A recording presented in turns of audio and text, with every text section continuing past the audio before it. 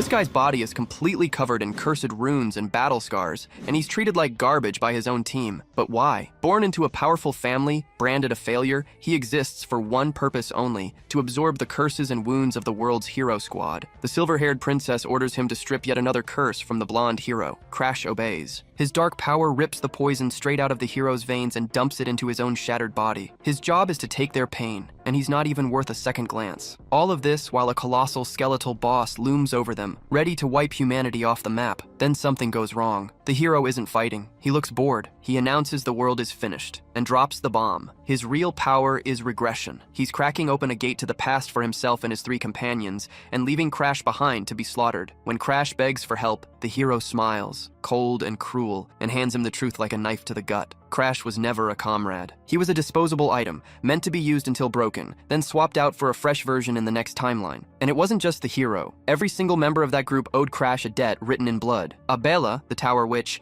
begged him to take her curses so she could keep casting. And when Crash, rotting from the inside out, went looking for something just to dull the pain, she attacked him. Mary Diana, the Empire's most powerful knight, made his days at the Academy a living hell. She beat him, mocked his Valheim roots, called him a liar, knowing full well he couldn't fight back. Sigrun, the very princess barking orders at him, turned on him in the final moment and defended the traitor hero without a second thought. Crash even gave up an eye for these people, and got nothing but silence and contempt in return. Pure rage floods through him as the weight of it all crashes down. His sacrifice meant nothing. His pain meant nothing. Refusing to be thrown out like garbage, he forces his broken body forward and fires the Black Hood, not at a curse this time, but at Arthur's regression power itself. The magic lunges forward, a dark hand closing around the hero from behind. Crash expects a lock. There is none. Arthur never treasured that power. To him, reliving the apocalypse over and over was its own curse, and in that moment Crash understands. Arthur didn't just leave him behind. He handed him the one thing he wanted to be rid of, and used Crash to do it. Even this was one last job, but none of that stops him. Crash tears the time travel magic apart at the exact moment the giant scythe obliterates reality itself. Then, silence. Birds. Warm air. Crash's eyes snap open. No battlefield. No corpses. A soft bed. He bolts to a mirror and stares at his 10-year-old face staring back, wide-eyed, untouched, with no idea what's coming. The regression worked. The power is his now. But this time, the disposable item remembers everything, and he will never be anyone's tool again. The world erosion is a phenomenon that corrodes the earth, dragging it into another dimension. After the event, drastic environmental changes occur, and they worsen with each new incursion. Between incursions, humanoid creatures emerge. They are known as the invaders of worlds. The moment they appear, their malevolent presence spreads terror. People run in panic as they watch the invaders devastate the villages. But there are humans who resist the erosion's advance. They fight against these invading monsters. Knights and mages are among those facing them right now. Together, they are called the Blue Generation. The hero whose body can seal curses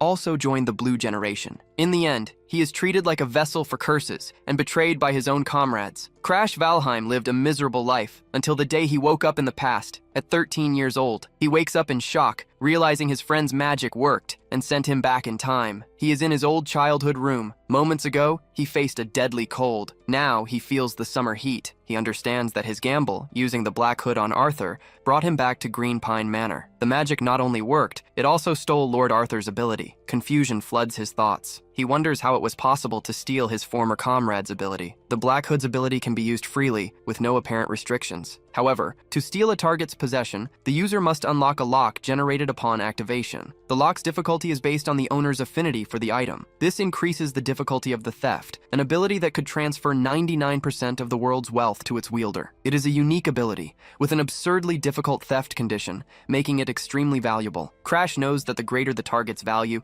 the more complex the conditions for the theft. This makes him question what was going through Lord Arthur's mind, because when he activated the ability, no lock appeared. The absence of the lock can only mean one thing. Arthur wanted to get rid of that ability. The man known as the King of Heroes wanted to abandon his power of regression. Now he remembers. He had noticed something strange about Arthur lately. He remembers the constant look of exhaustion on his face. The world's imminent destruction and the endless problems drove Arthur to madness. To the King of Heroes, his ability was a curse, and that is why he tried to make the others keep their memories. The goal was for them to return together, leaving the hero behind. The theft of the ability, however, means something much deeper. It means that the Arthur that Crash knew lost the ability and was left behind in the doomed world. There, he is crushed by the Blue Death Knight's meteor. The conclusion is clear that Arthur died to be free of the ability he saw as a curse. The hero laughs and hopes that Lord Arthur is happy and resting in peace. He does this even knowing that Arthur always despised him. After all, stealing curses is not something anyone can or wants to do. They never paid attention to the companion who suffered the most, always in the group's shadows. Back then, exhaustion and sadness consumed him, leading him to cry constantly. Now, he understands that Arthur just got what he deserved for being a piece of trash. In the Green Pine Mansion,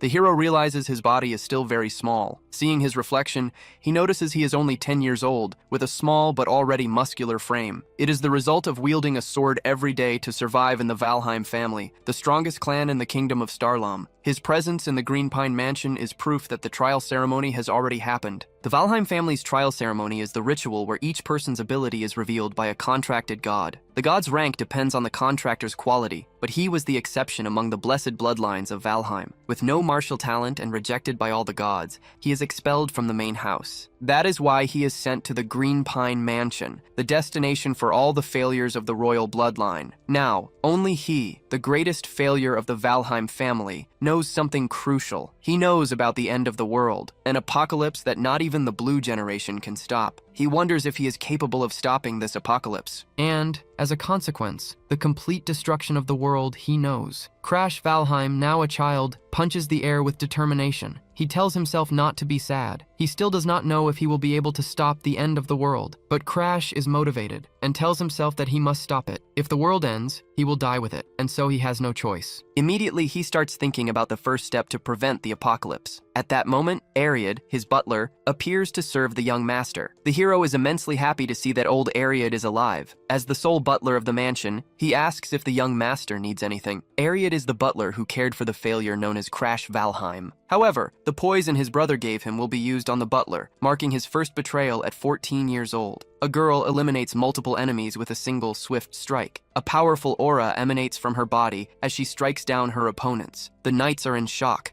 as a girl of only 15 has neutralized them all. She is the Sword Saint, Charlotte Valheim, Crash's older sister. Her talent is said to be a phenomenon that appears only once in a millennium. They know she is a genius from another bloodline, and that thanks to her, the Valheim family will never be extinguished. The one who says this is Belican, Crash's half-brother who actually wants to eliminate this entire bloodline. Despite this, they consider Charlotte a huge risk, though they comment that her mother is decent. The conversation then turns to the useless failure of the Valheim family. Belican reveals his plan to eliminate Crash and communicates his intention to old Aliad. He argues that the butler's career was cut short because of Crash, offering a motive for the elimination. Belican proposes that Aliad give Crash a poison, and in return, he will no longer have to worry about his daughter's treatment or money. The butler, however, hesitates, as he raised young Master Crash as if he were his own son. Noticing the hesitation, the half-brother cuts him off with a new argument. He asks if he is really going to choose to save someone else's son, instead of saving his own biological daughter. The weight of the choice makes the old butler Aliad reflect deeply. In the end, he concludes that he cannot save Crash over his own daughter. But in the past, events unfolded differently, and a young Crash trembles in fear. He cries as he sees Aliad on the ground, gravely wounded and spitting blood. The butler apologizes to the young master, confessing that his mission that day was to eliminate him. He confesses to this act, even while considering the young master as precious as a son. In that instant, he makes the decision to die in the little boy's place. Crash is crushed by guilt over his butler's death. Aliad eats the poisoned steak in Crash's place,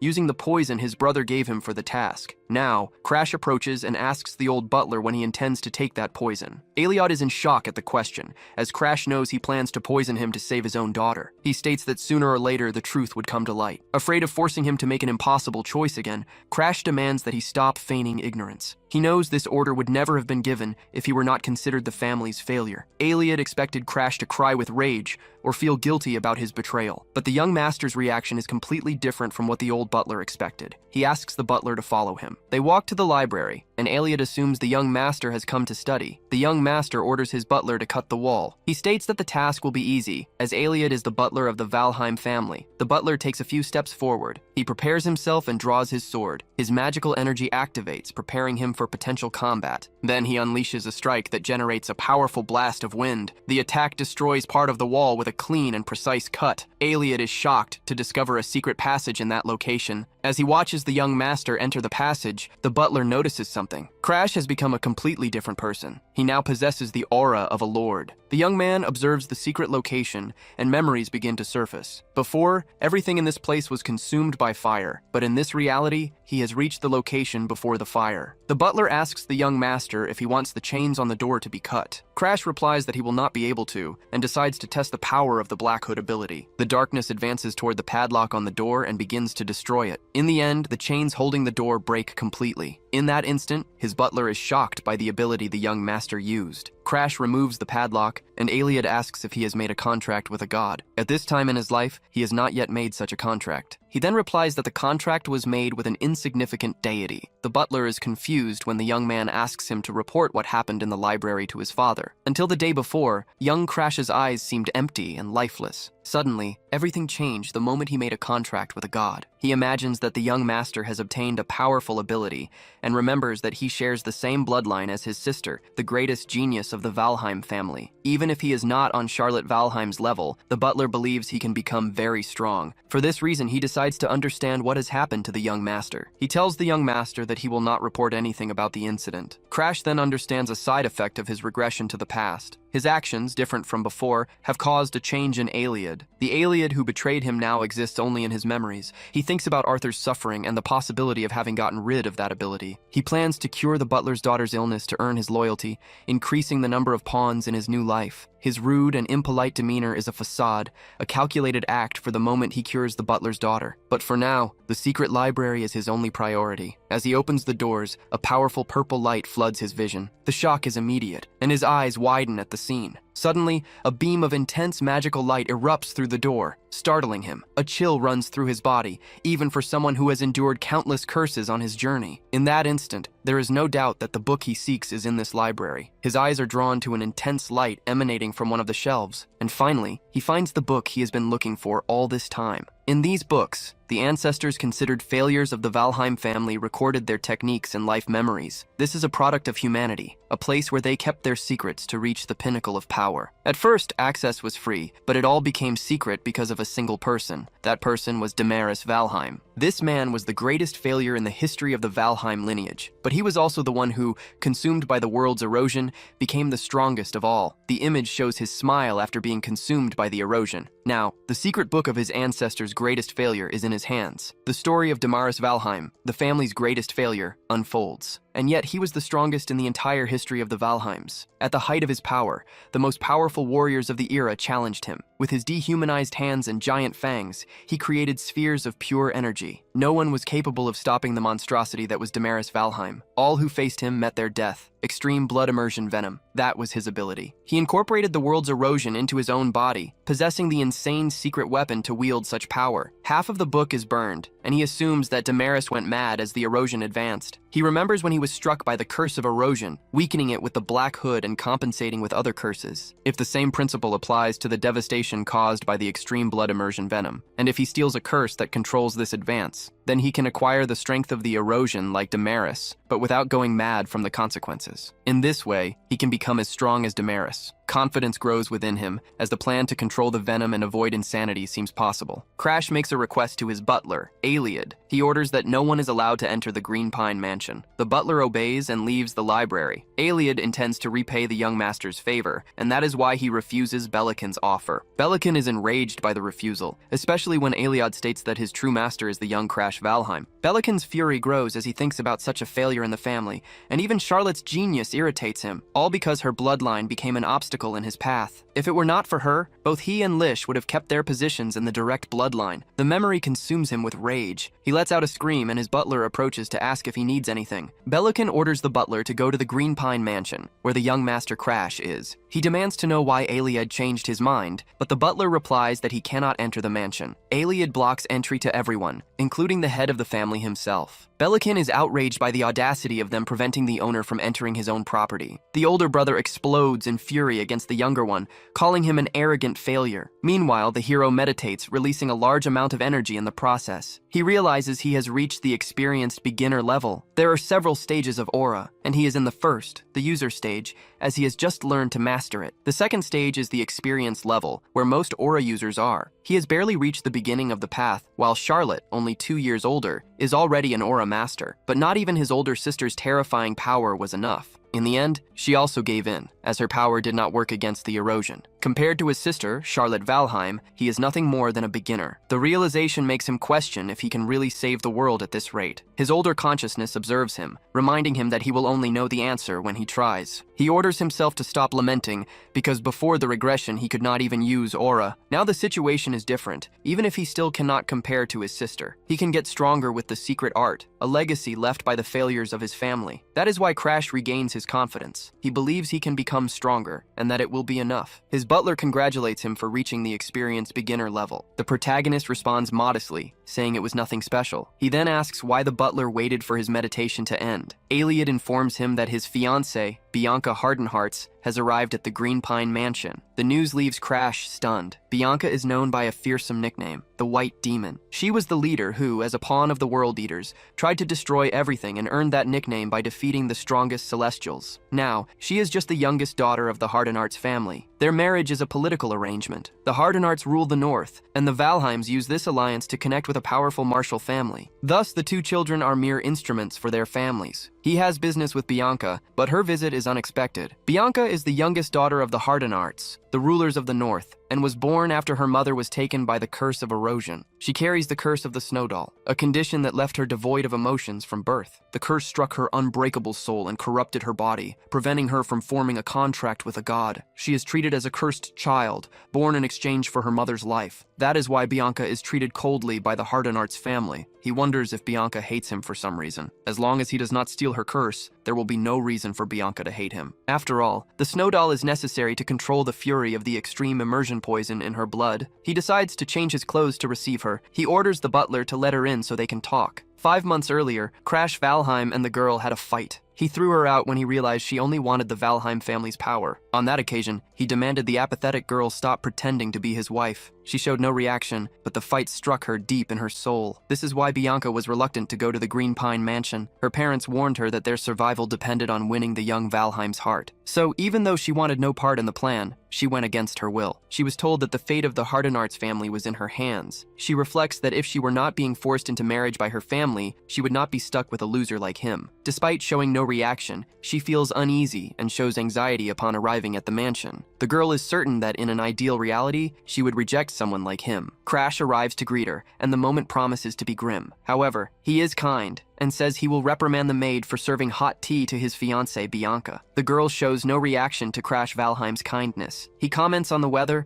and invites her for a walk in the garden to see the flowers. He then asks a servant to bring macadamia cookies for them both. He tells Bianca the journey must have been difficult and that they need to see each other in person, since they are getting married. He observes that she speaks as if she is in front of a superior, not her future spouse. The girl notices he is different than before and finds this change strange. Before, his gaze was sharp, but now he seems like a completely different person. He observes the nature around them, commenting that the place is very peaceful. Faced with such strangeness, Bianca asks if he is really Crash Valheim. The two stare at each other the moment she asks the question. He controls his reaction to avoid giving himself away. He scratches his head, once again pondering what to say. The young master then asks if he is really so different from how he used to be. In that instant, he releases a murderous intent that Bianca perceives, and a sinister aura envelops him. She apologizes for bringing it up, and he realizes he has scared her. His memories of that time are a mess, and he does not remember how he treated her. Looking at her apathetic face, he recognizes Bianca's signature expression. It is the same expression she wore when he met his end at the Northern Frozen Sea Mansion. He tries to change the subject, revealing that he made a contract with God. The woman concludes that his personality changed because of this contract. It is then that he says he has a proposal for her. She asks if the proposal is to annul the marriage, now that he has made a contract with God. Crash interprets this to mean she does not want to marry someone like him, and that her desire to annul the engagement reveals her low self-esteem. However, the girl hears his assumption and neither corrects him nor denies the accusation. On the contrary, she affirms that she is his wife and declares that nothing will change that fact. He is genuinely surprised to hear Bianca say this without any trace of a lie. Crash decides to return to the main topic and talks about the ability he has awakened. He reveals that he intends to steal Bianca's curse for himself. She finds it strange that he wants to steal a curse that not even the greatest experts could break. She asks if he intends to handle the curse alone, and he confirms, wanting to use it to grant her any wish. She knows Crash is treated as a failure, and that a barrier exists between him and the main family. The girl deduces that he is tired of everything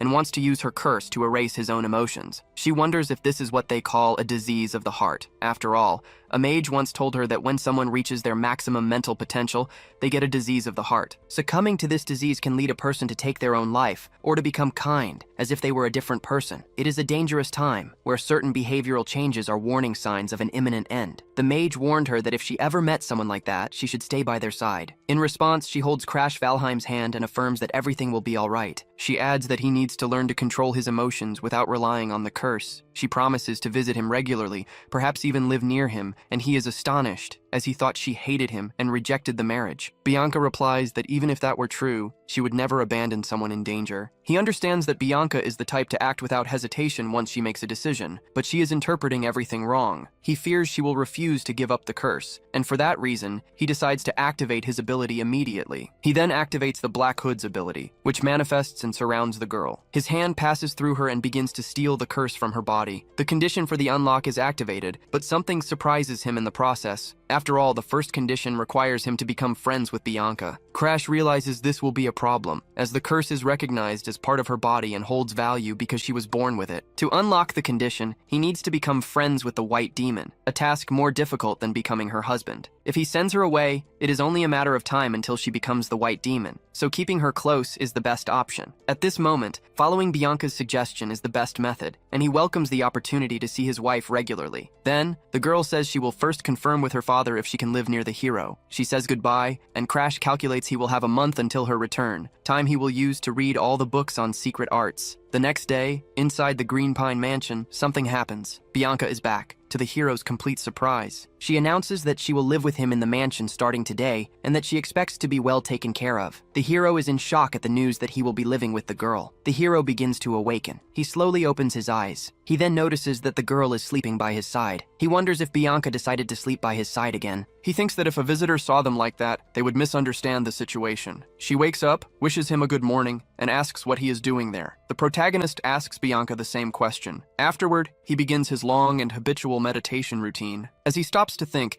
he realizes that months have passed since Bianca came to live with him. He remembers the day she arrived and announced she would be living with him in the Green Pine Mansion. When she was placed under his care, the hero was completely shocked. She was moving in because her family gave permission, without even consulting him. He thought about asking if she would be okay far from her family, since she was only 12 years old. But when you have no emotions, affection for family disappears, and she was indifferent. This turned out to be a good opportunity to befriend her and fulfill the requirement to steal the curse. It all happened in the summer, and now it is almost winter, with nearly half a year having passed. The opening of Rayhorn Academy, established by the 4 great kingdoms and the Empire, is approaching. It trains people capable of opposing the erosion of the world, accepting students between 15 and 20 years of age. Before his regression, it was this academy that produced countless members of the Blue Generation. It was because of that scum that he died, and the mere memory fills him with rage. Because he knows their weaknesses better than anyone, he will steal their skills. He turns 14 next year, and only 365 days remain until enrollment. That is why he must grow stronger by then, stealing the skills he needs. He is beginning to hit the limits of his talent, which restrict him to the level of a novice,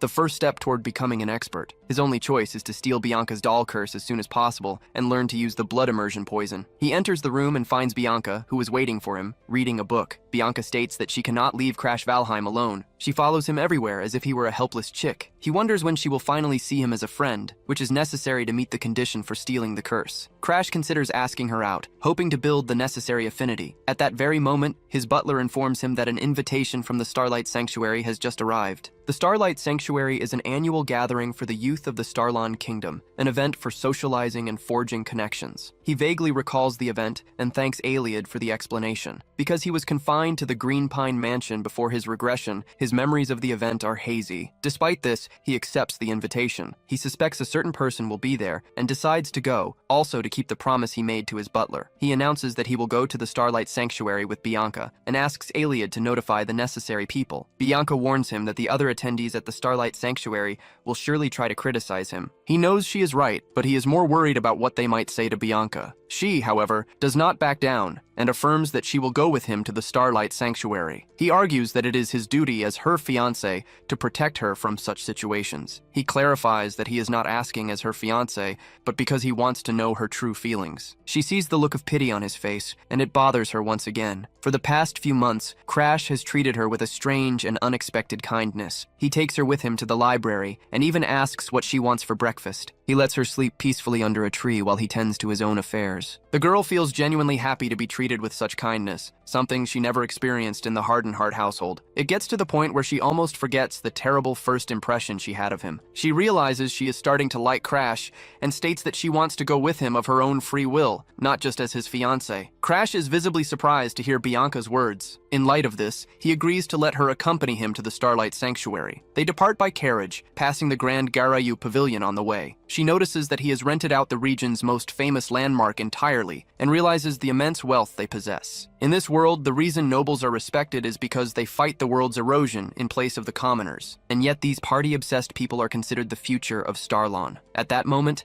the hero and his fiancée Bianca arrive and enter the hall. He doubts there are many decent people in the Star Sanctuary. As soon as they enter, comments arise about him being the family's useless son and her, the cursed woman of the Northern Conqueror. Being in the middle of these false nobles will not be effective, until someone gets excited by Valheim's arrival, considering him interesting and different from the others. This proves that there are some true nobles in this place. This is Tigreso Barak Hogma. At his side is the elf Amelia. And finally, the third is the wood archer Anix Glazer. Together, the trio will be known as the heroes of Starlon. The reason for their interest in him is specific. The hero is certain it is because of Charlotte, Crash's older sister. She commented that many praised her dress, and that no one in the sanctuary is capable of defeating her in combat. Charlotte found the gathering very boring and boasted excessively. Judging by the atmosphere, the hero realizes his sister has already caused trouble and decides to leave the sanctuary as soon as possible. In that instant, Bianca pulls on his suit to get his attention. She tells him not to mind what people are saying, but he replies that he is actually thinking of his sister. He claims he does not care about the insults and notices that she, also a target of their scorn, worries more about him than herself. Suddenly, they overhear people talking about the couple, referring to them without using their names. When the young master and his fiancée Bianca approach, everyone falls silent. They announce the arrival of Lord Darling Danfilion to the Star Sanctuary for the gathering. The center of attention from the Alchemy Castle Darling appears. He is the strangest among the eccentric nobles. The protagonist's body is covered in curse marks. A person tries to touch his body, asking why he is like this. The same person comments that this type of curse erosion can be resolved in a certain way. She claims she can cure him, and asks if he is interested in being her test subject. Seeing he has no energy to respond, she assumes he accepts the proposal. She states that the healing session will begin immediately. The woman then does something that makes Crash's eyes go wide. She approaches slowly, intending to kiss him on the mouth. The hero stops him. The figure before him is the Lord of the Alchemy Castle, Darling Danfilion. It is the first time he meets the man who will later be known as the King of Alchemy. In the present, he charms everyone at the ball. The hero cannot believe this attention-addicted stalker is in a place with so many people. The hero then approaches Bianca, seeking help to deal with the situation. She continues eating and responds apathetically, saying she will stay exactly where she is. The hero approaches Darling to start a conversation, but the alchemist does not recognize him. However, when the young man introduces himself as Crash Valheim, the name sparks a faint memory in Darling. Then the memory clicks into place. He is Charlotte's younger brother, and the resemblance between them is remarkable. Realizing the connection, the nobleman is fascinated by the fact that he is Charlotte's brother. Darling asks if he has some business with him, and speculates that his clothes must have caught the boy's eye. The hero ignores the taunt and changes the subject, revealing that he knows about Darling's research on the world's erosion. The revelation instantly piques Darling's interest in the boy. Darling remarks that he is quite a provocative boy. He states that his interest is piqued, and the two withdraw to a private room, closing the door behind them. The future King of Alchemy asks Crash his age. Darling picks up 2 swords as the hero answers that he is 13 years old. The alchemist remarks that he looks young, but his aura is completely at odds with his age. Internally, he feels like an academy veteran, so he decides to get straight to the point. The King of Alchemy orders him to say everything he has to say. In that moment, the protagonist grips his sword and begins to tremble. His eyes widen as he witnesses a bewildering sight. The King of Alchemy strikes with his sword, and the boy parries at the last second. He then dodges and asks what Darling is doing, questioning the sudden attack. Darling replies that since he is Charlotte's brother, he wants to test his skills first. This deeply irritates the protagonist, who wanted to get straight to the point. Darling asks what he has to discuss, stating that he is listening to the proposal. The hero prepares to attack, and a dark aura forms around him. The sight surprises Darling, who had considered him a useless boy with no skills whatsoever. The hero states that he trains every day, and warns Darling not to use his techniques against a student. He mentions curse enhancement and says he could help the King of Alchemy with that matter. Darling asks what he knows about alchemy to justify proposing a partnership. Hearing the question, the protagonist stares at the future King of Alchemy in silence. He then leaps into the air and spins his body. He places his sword against Darling's neck, ending the fight. He then states that the subject is the research to neutralize the world's erosion curse. He adds that the dispersers have not yet managed to break it using other curses. But to become a first-class alchemist, Darling needs to validate this research. Knowing this, the hero wants to help Darling become a great alchemist. He promises to help him by using his ability to steal curses. The offer leaves the eccentric nobleman in shock once again, as he realizes the boy has an aura and is not useless and unskilled. Darling realizes that if the boy's words are true, this will be the perfect opportunity to test the supply and demand of curse neutralization. He asks if he can become his boyfriend in return, but what Crash wanted was a remedy to reduce the curses. Mixing remedies is Darling's specialty, and he confirms he will do what was asked. The Blue Generation had extraordinary abilities, but still failed to prevent the world's destruction. That is why a useless person like him needs to use every means possible, including remedies. Darling had heard he lost his motivation from being compared to Charlotte, but now he realizes that was a lie. While she is an overwhelming genius, he is a twisted individual. The eccentric and utterly distinct nature of the siblings excites Darling. In response, he asks the young man a direct question. He asks if the boy intends to attend Rahern Academy. With a confident look,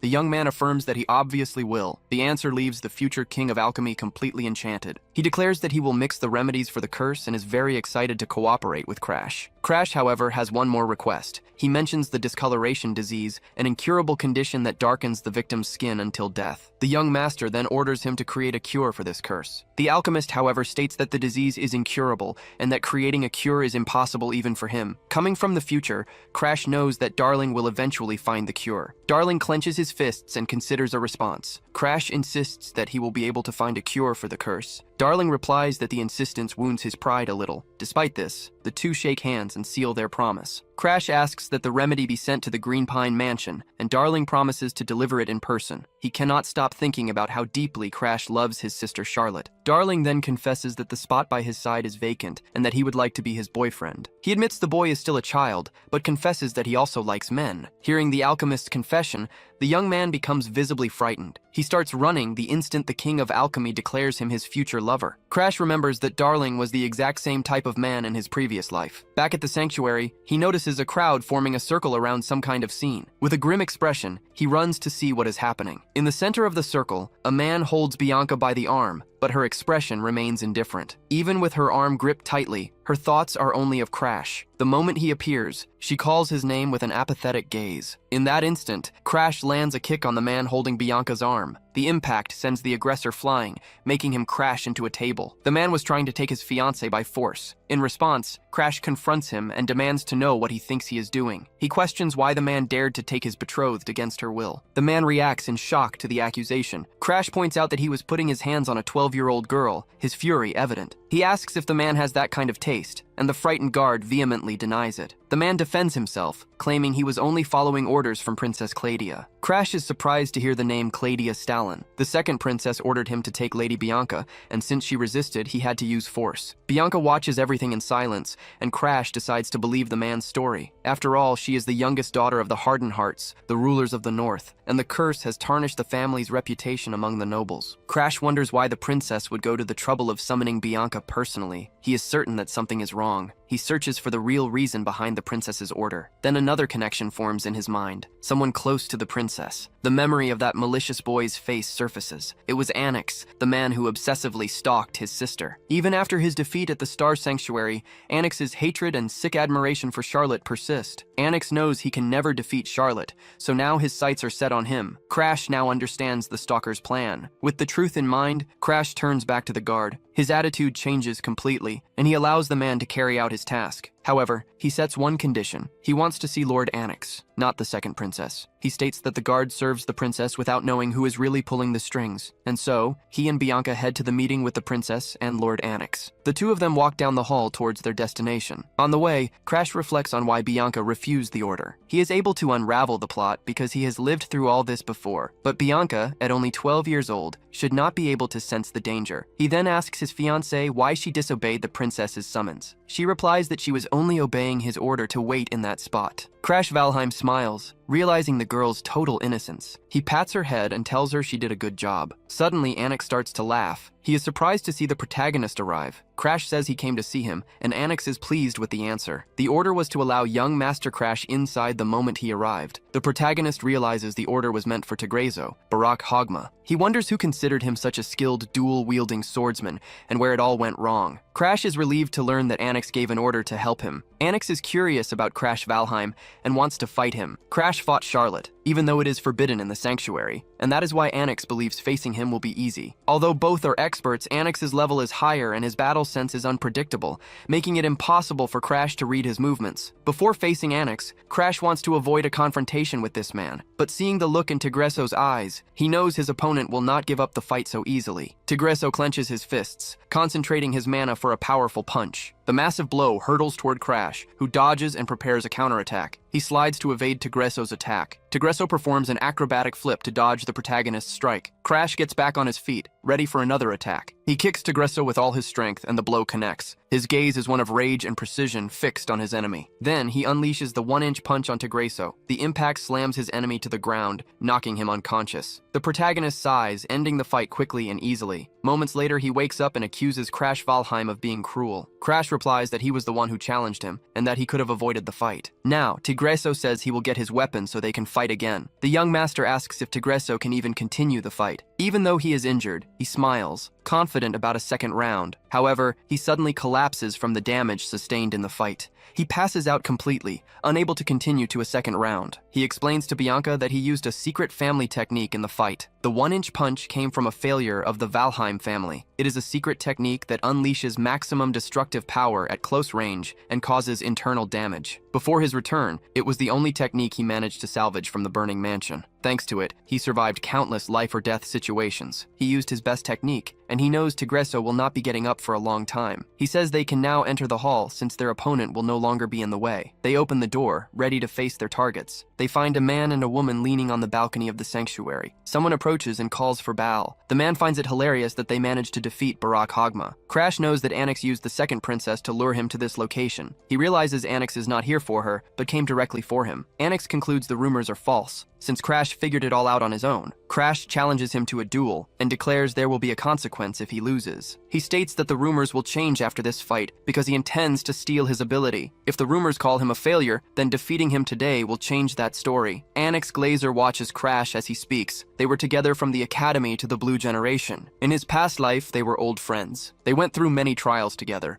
but that friendship only existed because Crash was useful to Glazer, and that usefulness was revealed for the worst possible reason. The moment came when everyone in their group died, leaving Crash in complete despair. He begged Annex Glazer for help. Annex knew that if anyone found out the trap was his fault, he would lose his place in the Blue Generation. Crash said that if he was the only one to survive, no one would have to know the truth. He argued that the internal power struggles were complicated, and that Annex would be expelled because of a single incident. Upon hearing all that, Annex made his decision, because he did not want to be expelled. He would blame it all on Crash since everyone hated him, and the truth about the incident would be forgotten. In response, Annex thanked Crash for being his friend until the end. Crash was hanging from the edge of a cliff, blind with rage against Glazer. He screamed that he had only been with Annex from the start because of Charlotte, and that the tragedy happened because he was distracted by his desire to marry her. Glazer retorted that this was the exact reason he hated Crash Valheim. He accused him of having no talent, but possessing a sharp intuition that always got in his way. And since Charlotte was getting married, their relationship would end that day. Annex said that maybe this was for the best for both of them. After all, Charlotte would not want a funeral on her wedding day. Crash's strength gave out, and he let go of the rock he was holding. As his body fell from the cliff, he wondered if his life would end like this, until someone grabbed his hand. It was Arthur, and the two of them ended up on the same team. However, that was the beginning of an even bigger catastrophe. After that, Anix was expelled from the Blue Generation because of Arthur's testimony, and in his desperation, he tried to marry the princess. Back in the present, Anix comments that Crash's face and way of speaking are identical to Charlotte's. Hearing this enrages the hero as he remembers the past and sees that his enemy has not changed at all. He orders Anix not to speak his sister's name so casually. With power concentrated in his hands,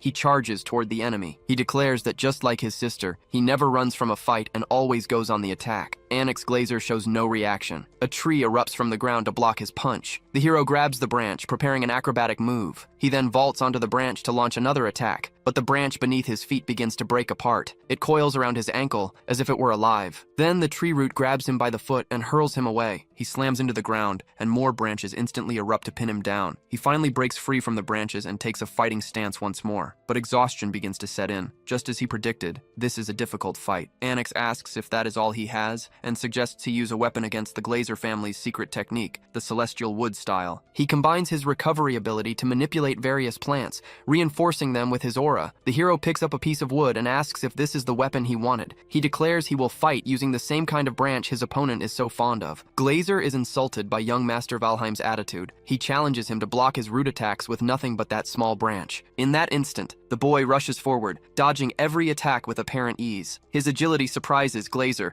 who watches him evade every strike. It would make sense if he were a genius like Charlotte, but he is just the family failure. Glazer wonders if he has awakened the mind's eye. To Crash, he is no different from any other enemy, and that is his greatest advantage. Because in his past life, he saw these same skills until he was sick of them. He knows that Anix is easily distracted whenever he thinks about Charlotte. Taking advantage of a moment of silence, the hero realizes his opponent is thinking about Charlotte again. In response, Anix uses his magic to summon an enormous tree trunk for his next attack. The hero shields his face from the cloud of dust rushing toward him. Anix uses the fifth form of the Celestial Wood style to create a monster, the Wooden Giant. He warns that the fight is about to get harder and tells his opponent to be careful. The princess watches and says that Anix should not have done that. After all, if young Master Crash takes a direct hit, there will be a serious problem. As she fears the irreversible consequences, the Wooden Giant readies a punch aimed at the boy. The hero, however, shows no fear. He already seems to have a plan to deal with the threat. Among the books in the mansion's library, there is a tiny secret manual. Its author, an ancestor of the family, was a man with no talent who wielded his sword until the age of 80, repeating the same training infinitely. The manual, written in his final years, is short and describes swinging practices and a technique that requires total unity between the swordsman and the sword. However, having faced similar situations many times because of his curse, he understands the ancestor's secret technique. He and the sword become one, and he swings it in a single motion. In that strike, he accesses a specific dimension and delivers a clean cut that eliminates the Wooden Giant. He defeats the monster using only a branch, not a sword. The princess is in complete shock at the scene. Anix Glazer also cannot believe what he sees. Our hero emerges from the smoke, drawing his opponent's attention. He throws the branch on the ground and warns him not to be so arrogant next time. The enemy then collapses to the ground with no strength to keep fighting. However, our hero is also exhausted after eliminating the Wooden Giant. His plan was to hold back just enough to make stealing the skill easier, but he used all his strength, and now he cannot move a muscle or even speak. Bianca then appears, hugs him, and says she will help Crash. She presses hard on his chest, as if trying to stop him from choking. At this rate, Crash will die, and the others ask her to stop. A man then puts him on his back and takes him to the infirmary. Everyone in the hall erupts into commotion upon realizing he defeated Anix in combat. Rumors spread quickly about the family's good-for-nothing who defeated a noble. No one had planned for something of this magnitude, and the boy will become a celebrity when he wakes up. Besides, something interesting also happened during the fight. Anix's expression worries him, giving him a bad feeling that something is about to happen. The King of Alchemy then states that he cannot die before helping with his research. Our hero wakes up and, a while later, returns to his training. A week passes since his return from the Star Sanctuary. He recovers from the damage of the sword, aware that his condition would be worse than Anix's if he had used it any longer. If he had not passed out, he could have finished the preparations to steal his opponent's ability. And Crash has two ways in mind to do this. The first method is to unlock the Black Hood's padlock,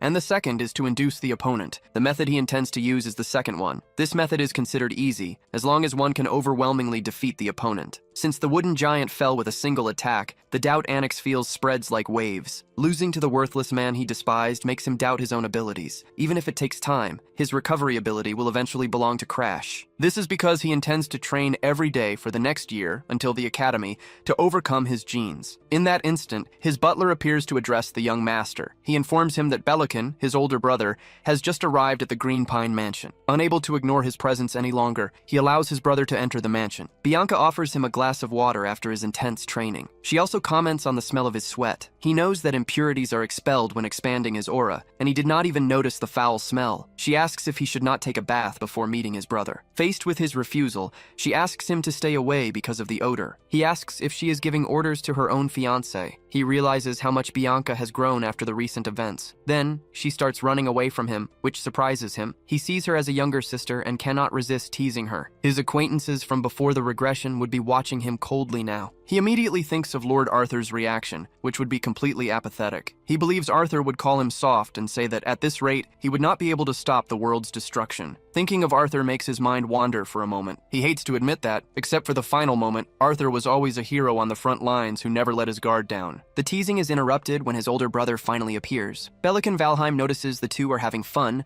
and accuses his brother of flirting with his fiancée. The protagonist replies that everyone needs some time to have fun. He reflects that the boy, who was once so scared he would not even make eye contact, now stares at him directly. He confirms that the rumors about defeating Onyx have spread and asks the reason for his visit to the Green Pine Mansion. He replies that he heard the academy will accept students based on exam results instead of status. In response, the protagonist states that his brother should start preparing. Insulted, Belican realizes the boy is deliberately provoking him. Even the strongest empire in the world fears the Valheim family and does not dare to attack the kingdom of Starion. His family is on a completely different level from the other noble houses, and he is a direct descendant. He finds it absurd that his brother tells him to prepare for the exams, and is unimpressed by the victory against Anix. He replies that it is natural for a commoner to worry about what can be gained at the academy. Seeing that his brother does not react with offense, he asks what kind of attitude this is. He reveals that he came to the Green Pine Mansion to deliver an order to his younger brother. The order is to stop the world erosion that occurred on Mount Garalac. The young man argues that he is only 15, but his brother replies that he will accompany him as a guardian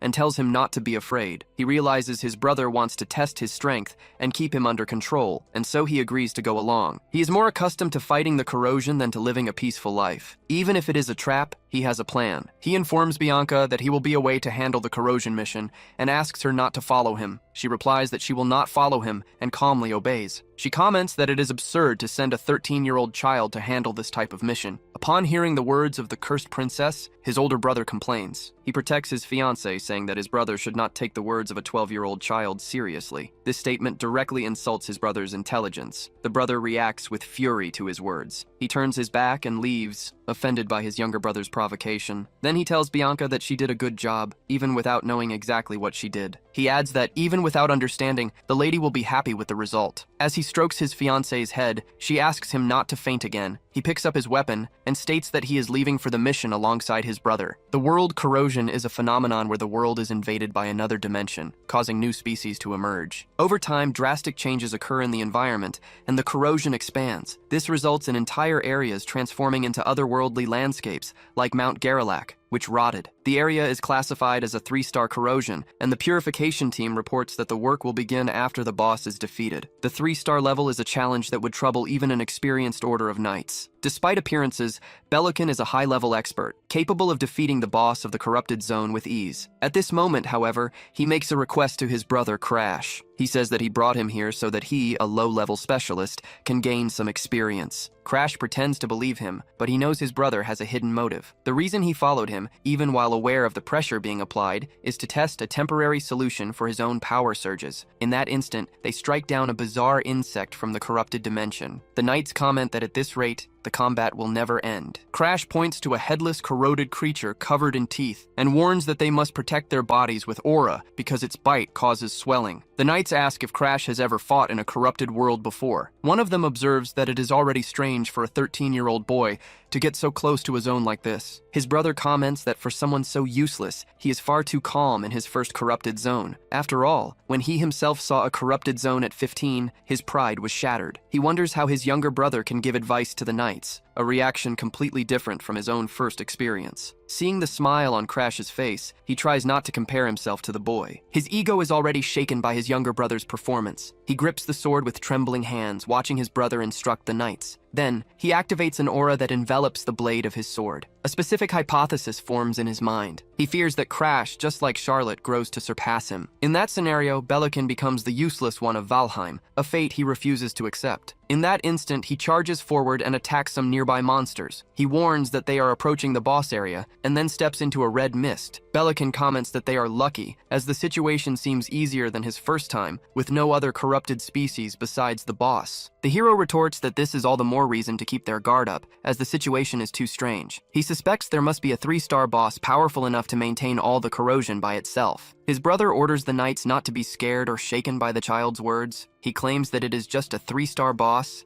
and that they will finish this to return as quickly as possible. The hero tries to focus on the task until a vision leaves him completely paralyzed. Thanks to the extreme immersion poison in his blood, he can see the energy of the corrupted world more clearly than before the regression. He holds the mask, aware that he needs to swallow this reality. The tension mounts as the decisive moment approaches. Amidst the smoke, his body contorts and a violent nausea hits him. He vomits a large amount of vital fluid, the process leaving him severely injured. Someone asks if Lord Crash is alright, but his brother interferes, saying he just stumbled from overexerting himself. The protagonist assures them he is fine, admitting he did not expect to vomit. But the corrupted energy acts like a poison, so this reaction is expected. He has no other choice. He masters the extreme immersion poison in the blood, as instructed in the secret manual, and now tries to fuse his aura with the energy. His aura circulates like a great river, absorbing the corrupted energy and creating a new color, a hue that cannot be overwritten. This is the side effect of the surge, a consequence that leaves him terrified. He knows that under normal conditions he would not have endured such an ordeal. He begins to channel his aura to use a secret technique from the Seishukan, a place he believed had been erased from history. One day, a blind ancestor discovered a secret archive, but due to his blindness, he could not read what was written. He had no choice but to seal the place, leaving behind a single manual to ensure no one like him would ever emerge again. The name of this technique is Sixth Sense. The hero makes his aura circulate intensely as he activates the blind ancestor's technique. It is an extrasensory perception, capable of detecting all sensations through the aura. For now, he cannot discern details, but it is enough to know where he is. He perceives that the world around him is now free from the surge's influence. He sees the surge retreat, and understands that with the sixth sense he is able to overcome it. The protagonist wipes the rest of the vital fluid from his mouth,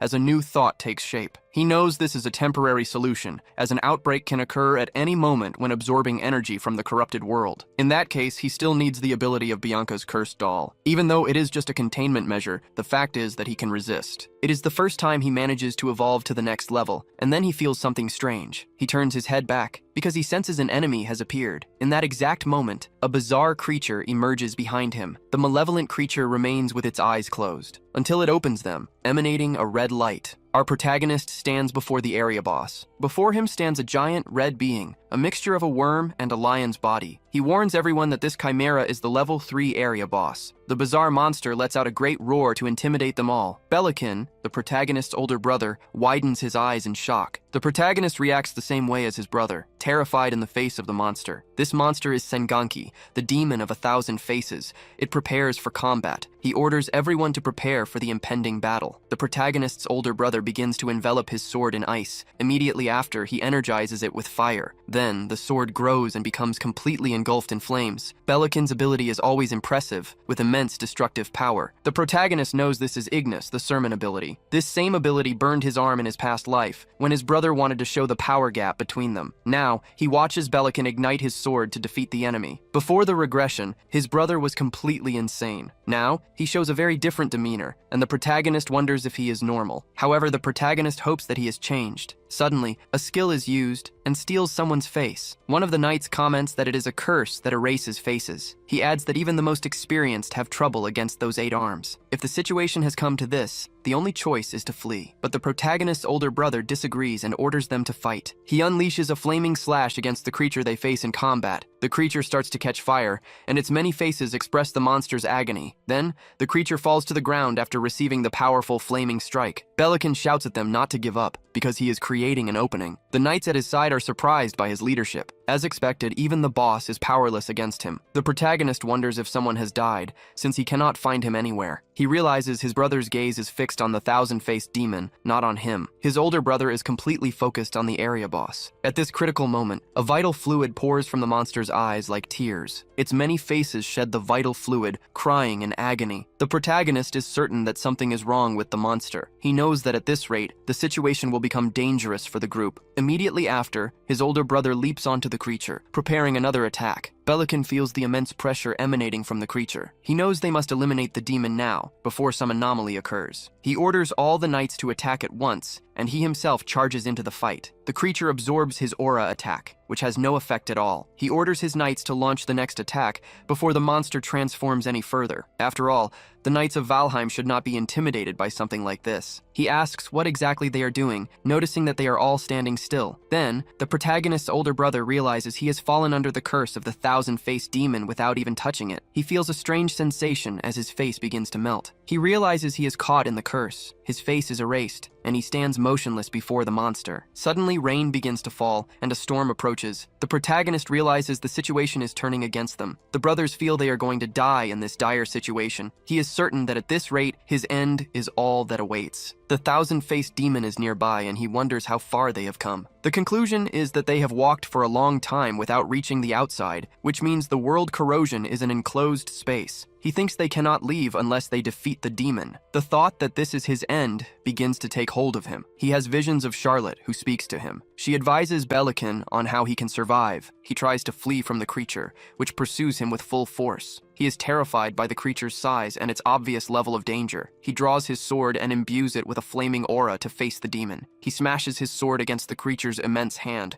starting a clash of brute force. At that moment, the rain grows heavier. It falls without end, soaking the entire area. He falls to the ground, overcome with despair. The damage from the battle hinders his recovery, but his brother drags him by the legs to pull them out of the danger zone. In the distance, they watch the knights still fighting the thousand-faced demon. Belican wants to go back and help, but right now they are in no condition to fight. He reflects on the battle and the immense strength of the enemy they face. After the difficult fight against the monster, his brother retrieves his sword. Belican grinds his teeth, hopeless in the face of the corrosion that surrounds them. Seeing the monsters all around, he feels they will not make it out alive. He is certain that at this rate, the end is all that awaits them. With the thousand-faced demon nearby, he asks how far they still are from the exit. His brother replies they have walked for a long time without finding a way out, suggesting the world corrosion is an enclosed space. He concludes they cannot escape unless they defeat the demon. But in that instant, Crash Valheim reveals he has a way to win this fight. His brother says he has a secret technique that Charlotte taught him. This same secret technique is how he was able to fight Anics of the Star Sanctuary. Apparently, Charlotte had special feelings for the brothers, perhaps from the very beginning. Belican asks his younger brother if he can really defeat the demon with this technique. Instead of just avoiding the enemy and wandering lost through the corrupted area, they decide to take the risk. He understands his brother's doubt, but still extends a hand to help him. He then asks his brother if he trusts their sister's ability. Belican replies that Charlotte is a genius, and so he trusts her ability. But if they fail, it will be the end for both brothers. Crash smiles and declares that there is no way he will fail. They stand in a terrible place, ravaged by the world corrosion. The two brothers await the demon's approach. He asks his brother if the Ignis ability is ready. His brother confirms and says they will begin the plan. Crash rises and steadies his stance. A powerful aura emanates from him, completely enveloping his body. He closes his eyes and concentrates to activate the ability. Belican is stunned as he witnesses his younger brother's mature aura. Crash Valheim's sword expands,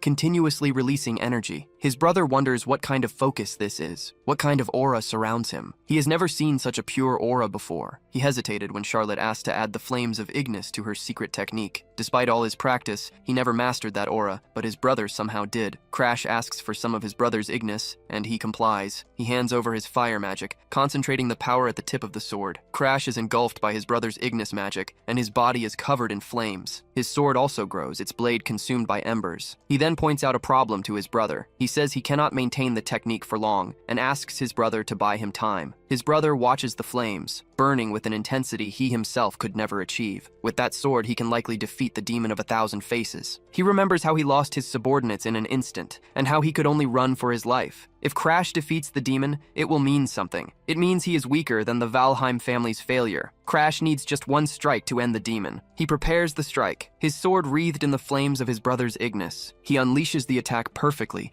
right before Belican's very eyes. It is a single strike, meant to defeat the monster cleanly. As Belican watches the scene, he is left in shock. The creature is engulfed in flames, and with a single strike, the boy finishes it. With the creature's death, the raging storm ceases, and the sky begins to shine again. Seeing the sun, Crash calls out to his older brother. He says the terrible situation is finally over. Belican is shocked to see how easily he accomplished it all. He begins to laugh and draws his sword. He screams at his brother, intending to eliminate him. He strikes with his sword, but Crash defends, using Ignis magic on his own blade. Belican is shocked to see it. He wonders why he cannot use Ignis, and Crash thanks Belican. He thanks his brother for never changing, for being so predictable. The conditions to unlock Belican were clear. First, he had to willingly give a part of his Ignis to an opponent. Second, he had to acknowledge that this person controlled Ignis better than he did. And finally, his pride had to collapse. As this happens, Crash attacks his brother, severely wounding Belican. The flames finally incinerate the monster completely. He tears a piece from the monster with his sword. He remembers how, in the beginning, he only wished to get along with his brothers, but no matter how hard he tried, that wish never came true and he was never loved by his brother. The cause of it all was the hostility of Belokan Valheim. He still holds a spark of hope that, this time, Belokan will recognize him as his brother. With no other choice, he forces the piece of the monster into his brother's mouth. Seeing him writhe in pain, he recalls the sensation is the same as when he was burned on his arms and face. That is why he just watches his older brother writhe in agony. He watches until his brother's legs stop moving. Ignoring the scene below, he raises his gaze to the sky. He notes the irony of such a beautiful day and lets out a low laugh. The news that Lord Belokan's Order of Knights has been decimated is announced at the main Valheim house. The corrosion level is raised to 5 stars, requiring a high-class specialist to defeat the monster. The story told is that if Lord Belokan had not sacrificed himself, Crash would not have survived. Belokan's personal butler weeps on hearing that his master sacrificed himself to save the useless member of the family. The head butler of Valheim announces that the brother saved by Belokan's sacrifice is present. He listens to the conversation, where they state that Belokan's honorable death cannot be in vain. He realizes they believed his testimony, and that he no longer needs to worry about it. Thanks to his brother, he obtained many results on this expedition. He confirmed that he can control the surges that occur in his 6th sense. He became more adept in the use of the extreme blood immersion poison, and through Ignis, he even gained the power of the black flames. Ignis is an ability that can set anything on fire, and when applied to the power of world corrosion, it acquired the effect of the dark flame. His only problem to solve at the main house is the investigation into the abnormal phenomena in the world corrosion zones. He knocks on the door and receives permission to enter, hearing that the cause of the erosion is still unknown. Even if it is the work of a world corridor, its main body is submerged in an eternal dream, and it can only see the real world through its undead minions. He fears running into one of them now that they have started to move. Saphira, a 4th-class investigator from the World Corrosion Investigation, is waiting for him. He notices a black star on the woman's neck. The sight of the black star leaves him in shock. He thinks that he did not expect to find her so soon. He calls her an undead and states that he wishes to make a contract with her. He points his finger at her and declares that he will erase her immortality. She smiles, realizing that he is the regressor. Surprised, she drops her disguise and reveals her true sinister form. The Crimson Immortal, Garden August, is imprisoned. In the previous timeline, under Arthur's orders, an attempt to steal her immortality fails. Arthur explains that the Immortal will be trapped in a cycle of regeneration, unable to command her forces. The reason the Immortal has so many minions is that a curse prevents her real body from moving. The woman questions what is so regrettable about this, recalling the problems they faced when she raised the level of the corruption zone. Lady Sigrun warns her not to feign innocence, even if that was not her true intention. Arthur interrupts, stating that this will solve the Immortal's problem and orders an end to the useless discussion. For him, however, the situation is a shame. He regrets that Crash failed to steal the curse of immortality. Even if the boy is reborn, the task will remain impossible for him. The condition for success is absolute. He would need to become stronger than the Immortal herself. Back in the present,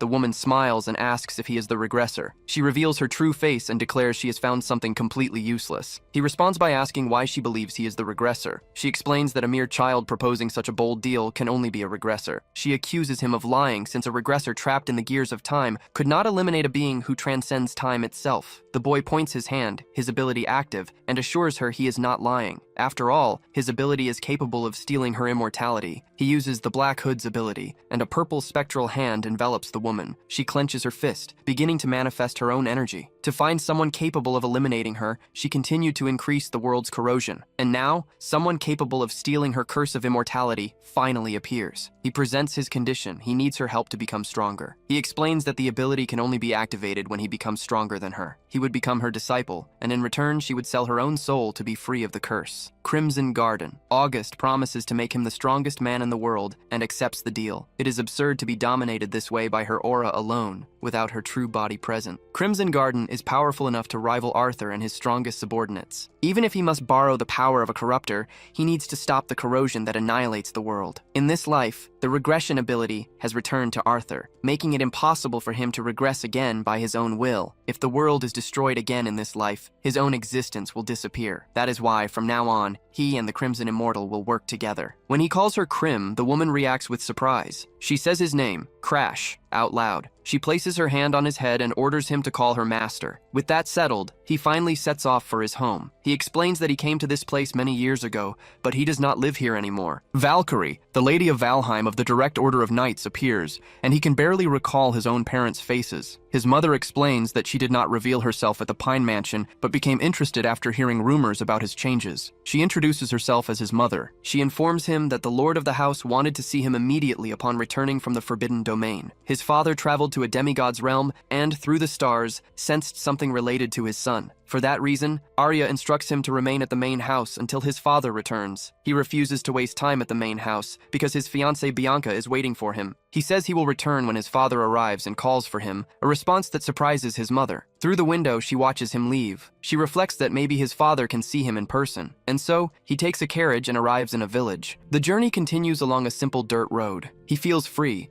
believing he will not have to return to the House of Valheim for some time. The woman calls him an ill-mannered disciple and demands he open the door for her. Seeing her in the form of a red tree, he comments that the color is too conspicuous. In response, she transforms into a black crow and says she will change her color as many times as needed. She teases him, saying she is now a black crow, the same color as his eyes. She reveals that her true body cannot move and calls him a foolish regressor. He is an incomplete regressor, using the ability of the true Arthur, but he keeps this secret from Crim. Finally, they arrive at the Green Pine Mansion. He warns Crim to be nice to a white chick who lives in the mansion. She finds it strange that there would be a chick in a mansion. At that moment, Bianca appears dressed as a white bird to welcome him. Crim realizes the white chick her master warned her about is actually his wife. Ariad also appears, and he asks if anything out of the ordinary happened. He informs him that a letter from Darlin Danfelion has arrived. In the letter, Darlin says the discoloration medicine is ready and that he prepared it quickly. He orders Ariad to treat Darlin very well should he visit the mansion, because he is a benefactor. The butler reveals that Bianca was worried about him the entire time he was away. Her concern grew when she heard he was involved in the corrosion incident. She even asked for a carriage to be prepared for her. He realizes that he has not checked Bianca's condition recently. Finally, the first condition for Bianca's friendship is fulfilled. The first condition is unlocked, greatly surprising the hero. She asks if there is something wrong with her face. The hero denies it and says he just wanted to introduce a new friend. He introduces the creature as Crim, and the girl takes it in her hands without hesitating. She hugs it tightly as if it were a stuffed animal. The hero tries to warn her that Crim will not like the gesture. Now he wants to figure out how to unlock the lock on her friendship. Normally, an important person is a family member, a friend, or a lover, and the last option seems the most likely. Then she releases Crim, who flies off completely disoriented. However, the hero does not want to become the lover of an emotionless Bianca. These were not the conditions before his regression, and besides, he is an adult on the inside. The pale girl seems to like Crim and refuses to let him go. So, he decides to have a serious talk with Crash. He wants to test his own strength and heads to the training area. Crash considers his level pathetic for a regressor. He states that the young man has mediocre talent. Even using his past experiences and secret techniques, he barely manages a decent result. But all this effort can be surpassed by a true genius in less than 5 years. However, Crash has a proposal. This only applies to talent, which means nothing in the face of Crim, because the hero has a unique skill, the ability to steal talent from others. He never would have escaped rock bottom, but now this body will lift him up to conquer everything from the heights. And finally, Crash has one last thing to add. Assuming a human form, he declares that in the end, he can even steal his immortality. The hero watches and feels motivated by the immortal's words. He replies that it goes without saying, and that he will obviously steal his immortality in the end. A few days pass, and Darling arrives at the Green Pine Mansion to meet the hero. She calls him dear and asks if she kept him waiting long. The protagonist asks if she brought what he asked for. Then, Darling reveals the darkening potion, intended for the butler's daughter. The protagonist comments that Darling has always been an alchemy genius, and he thanks her. However, something seems to be bothering the alchemist. Suddenly, she hugs the hero, which leaves Crash visibly irritated. He pushes him away, but Darling insists he needs to tell him something. The alchemist reveals that Anix has changed. Anix had stopped training after losing to Charlotte, but returned to his routine after the incident at the Star Sanctuary. The hero realizes his rival was inspired after losing to him at the Sanctuary. He tells Darling that if he is done talking, he can leave, as he now has plans beyond Valheim. The crow intervenes, saying he was already planning to use the alchemist to strengthen the boy's mediocre body anyway. He orders Darling to prepare a few items, like a potion that enhances physical attributes and aura. These elixirs are extremely expensive, and their secret crafting techniques are closely guarded. They are items for a select few far beyond his reach, but the crow knows the formula and just needs to pass it on to Darling. The crow then asks if there is anything else he should expect before the tournament. After hearing about Anix, the hero asks Darling to craft a specific elixir for him. Darling asks if he has money for the materials,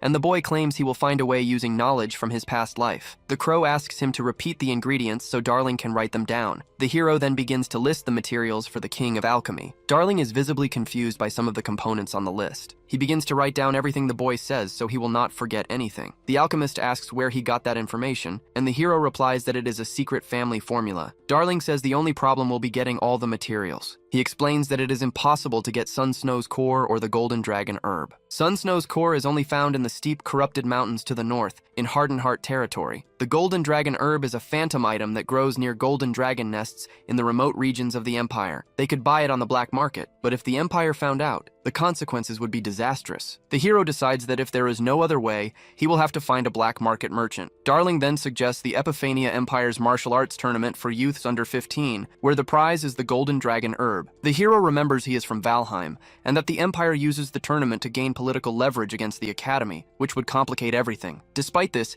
he claims to have a plan, and says he will use his genius to execute it. The hero sees Darling with a potion in his hand, and asks if he should drink it. As soon as he drinks the liquid, his hair begins to grow uncontrollably, and he lets out a scream. He realizes he has turned into a woman, a disguise to prevent his identity from being exposed during the tournament. Darling hugs him and says that all he needs to do now is enter the competition as a girl. The crow watches the entire scene, incredulous at what he is seeing. In response, the protagonist activates his curse-stealing ability to frighten Darling. Terrified, the alchemist immediately apologizes. A few days pass, and the hero now trains intensely with the crow. He concentrates his energy, while the crow concentrates his. Red energy envelops his entire body, and then he beats his wings. With this motion, he fires blasts of magic toward the protagonist. He senses the waves approaching, but keeps his eyes closed. Finally, he opens his eyes and prepares to defend against the magical waves. He uses his sword to protect himself, cutting through the advancing energy. With a series of swift movements, the hero manages to cut and deflect the blows. However, one of the attacks hits him and knocks him to the ground. Krim orders the training to end. The Pure Blade technique taught this time is a style that reads the attacks of high-level enemies to instantly comprehend their movements. Combined with his natural intuition and sixth sense, the technique leads him to the realm of clairvoyance. If he uses elixirs to strengthen his body, his movements will match his thoughts, and he will grow stronger. The crow announces it is almost time to leave. The protagonist gets dressed and asks if they should leave now. While carrying a potion, the crow asks if he remembered to bring what was requested. A few days prior, he learned that this medicine would make him undetectable, since no magic can perceive him. The hero regrets not using this sooner, instead of being turned into a woman by a prank. He was told the transformation would last for an entire day. This left him stuck in that form for a day, and even knowing Darling was trustworthy, the situation left him exhausted. Aliad, the butler, is already waiting for the hero when he arrives at the meeting point. He explains that he made an offer to Fluker, a merchant from the lawless zone who will help him enter legally. She is a merchant of corrupted species and will cross the border with him. Thanks to the butler, he can leave the mansion without any worries. The butler assures him that he can leave everything in his hands, as everything will work out. He states that he will let absolutely no one enter, not even the head of the Valheim family. After Darling hands over the medicine for the discoloration disease, the young master says goodbye. The butler thanks him for curing his daughter, saying he can now die without regrets. The hero replies that if he is truly grateful, he must keep living and not dare to leave this world until he receives permission. It is a small price to pay compared to his daughter's life. In response, the butler begins to cry. He cries intensely and shouts that he will survive, no matter what. Crash Valheim realizes he can finally stop worrying about Iliad's betrayal, something that happened in his past life. Next, the protagonist goes to speak with Bianca. He thanks her for accepting his request. She says it has been a long time since she went home, and that she will now get some rest, stating she will obtain the sun snow fungus and then return. She will be waiting for him at the Green Pine Mansion when he finishes his mission. The hero promises to try to return as quickly as possible to his fiancée. He understands that was why there was so much noise the day before, and then he notices she made sandwiches for him. When he says he will eat them later, she does not show much of a reaction. She wishes Crash a safe journey, and he thanks her, wishing her the same. And so, he and the crow depart for the Empire, with him in the carriage and the bird flying alongside. The protagonist wields his flaming sword in the middle of combat. With his hand, he rips out and absorbs a curse from his target. Thanks to the sixth sense, he notices that the power of corruption in the area remains stable. The cargo follows a route that avoids the sundered lands, and because of this, he is unable to absorb any curses. Until Krim notices a rotten apple falling from a tree. The detail catches his eye, right after he comments on how the butler chose a safe route. He realizes that something is trying to stop the carriage. A group of bandits holds a girl, their intentions the worst imaginable. His companion is in shock because she could not sense the bandit's presence. The girl thinks she is going to die, but something stops the bandit just as he is about to commit the act. A mysterious figure decapitates the aggressor, saving the girl from the imminent violation. The protagonist uses his purple magic emanating from his hands to eliminate the criminals. One of the bandits, shocked, asks who this brat is. The bandit leader orders them to eliminate the boy, and they all advance on him. They surround the boy with their weapons, shouting that he has no way to defend himself. The hero summons his greatsword through a magic portal, surprising everyone. He begins to slice through his enemies, eliminating the bandits with extreme ease. He cuts down another, running his sword through the man's head and ending his life instantly. He faces the lead bandit with a look filled with hatred. The bandit realizes this is no ordinary boy, and fear begins to take hold. So he tries to land a single blow to eliminate the protagonist once and for all. He strikes with his axe, but the boy blocks the attack with his sword. The protagonist activates the sixth sense and begins to predict and block every attack. The criminal shouts that cheap tricks will not work, but the protagonist replies that he could handle him even without the sixth sense. The bandit announces he will use a secret technique and tries to crush the boy's head. The hero already prepares his defense, watching the blow with clear disdain. The bandit gives a wicked look as he raises his axe to strike the boy. He uses the phantom battle axe, a strike charged with immense cursed energy. The boy watches the attack with wide eyes. The strike lets out a deafening roar. In that instant, the boy's sword is completely engulfed in flames. The sight leaves his enemy terrified, breaking out in a cold sweat before this unexpected power. The protagonist states that the technique the bandit used reveals he is a disciple of the killer dog. He claims to be a disciple of the mad dog, Belican, an assassin who pledged himself to the service of the world corruptor alongside the white demon Bianca. His mission was to infiltrate Starden and eliminate many people, but Charlotte Valheim eliminated him first. With his flaming sword, he severs the bandit's arms. As a result, Charlotte gained fame throughout the Empire, and the infiltration of Starden was delayed. This makes the protagonist wonder why Belican's subordinates are already in the lawless zone. He considers their appearance premature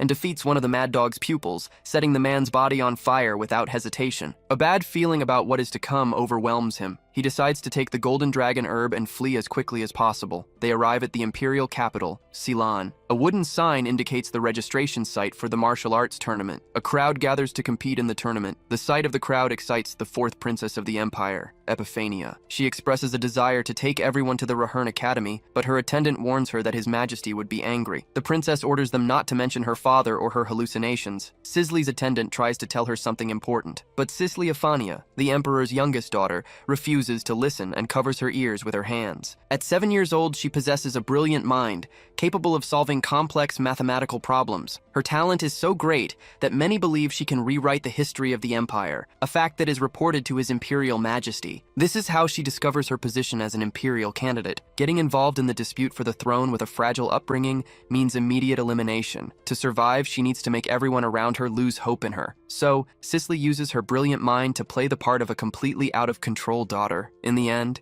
even those who once praised her intelligence end up giving up on her. They begin to get annoyed with her inappropriate behavior and disregard her as an imperial candidate. Her attendant notices the act, but believes she is overdoing it lately. She becomes fascinated with Crash, drawn to his narrow eyes and his dark aura. The crow on his shoulder also enchants her. She sees him as a villain and suspects he might be a Valheim, an arch-enemy of the Empire. She trusts her intuition, convinced that he is a Valheim, even though the presence of a member of that family in the Empire is unthinkable. So, she jumps from the mezzanine, determined to confirm with her own eyes whether or not he is a Valheim. She runs towards him, intending to expose his true identity. Suddenly, she stumbles. The moment she falls, she instinctively uses telekinesis, but the protagonist catches her, stopping her from hitting the ground. He softly says she is a troublesome girl. He warns her to watch where she is going and not to trip again. She thinks that his calm tone and gentle attitude are a sign that he knows exactly who she is. The hero signs up for the martial arts tournament and looks for an inn to rest. The first one he finds is completely full. The second one is also packed with other tournament participants. A third inn also has all its rooms booked. That's why he decides he will sleep on the street that night. As he thinks about this, he hears an old woman's voice calling out to him. She says he can stay at her house since he has nowhere to stay for the tournament. The woman smiles sweetly and looks harmless. The crow finds the situation suspicious, but the hero accepts the old woman's offer. Krim comments that his mother should have taught him not to talk to strangers,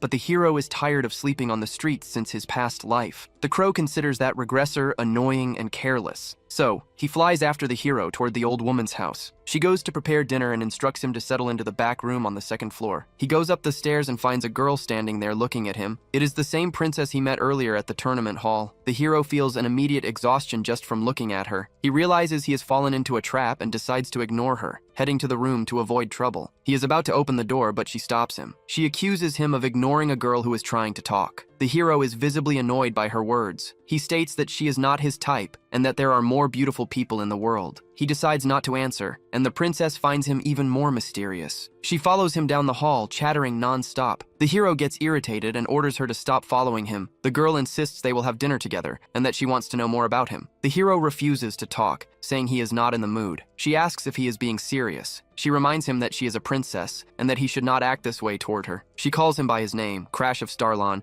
and glares at him with a threatening look. The hero realizes she figured out his origin from a trivial conversation. She reinforces that it is unacceptable for him to act that way, especially since he knows she is a princess. She calls him by his real name. A deep sense of unease takes hold of him. He denies knowing what she is talking about and treats her like a child who should finish her dinner and go to bed. She questions him, asking who he is calling a child. Her attendant asks the princess if that young man is really from Starlon. The princess replies that while the language is the same, Starlon has a unique intonation and pronunciation, free of the Empire's accent. Noticing such a subtle difference is a feat only the princess could achieve. Her mind can analyze details an ordinary person would miss. His reaction confirms that he knows her well. The princess has an ability akin to a mind's eye. She declares that things are about to get interesting and orders them not to capture or interrogate him. She then asks if there has been any news about her sister, and the attendant confirms that everything happened exactly as the princess predicted. The third princess, Sigrun, is a completely different person than she was a year ago. Something about her is not right. This change frightens the princess, who senses imminent danger. That bad feeling was right. At this rate, the first and second princes are in grave danger. Sadness consumes her, for a rain of blood is about to fall upon the imperial palace. Meanwhile, the hero eliminates bandits with brutal strikes. A single punch is strong enough to send a man flying through the air. He takes down all his enemies with overwhelming force,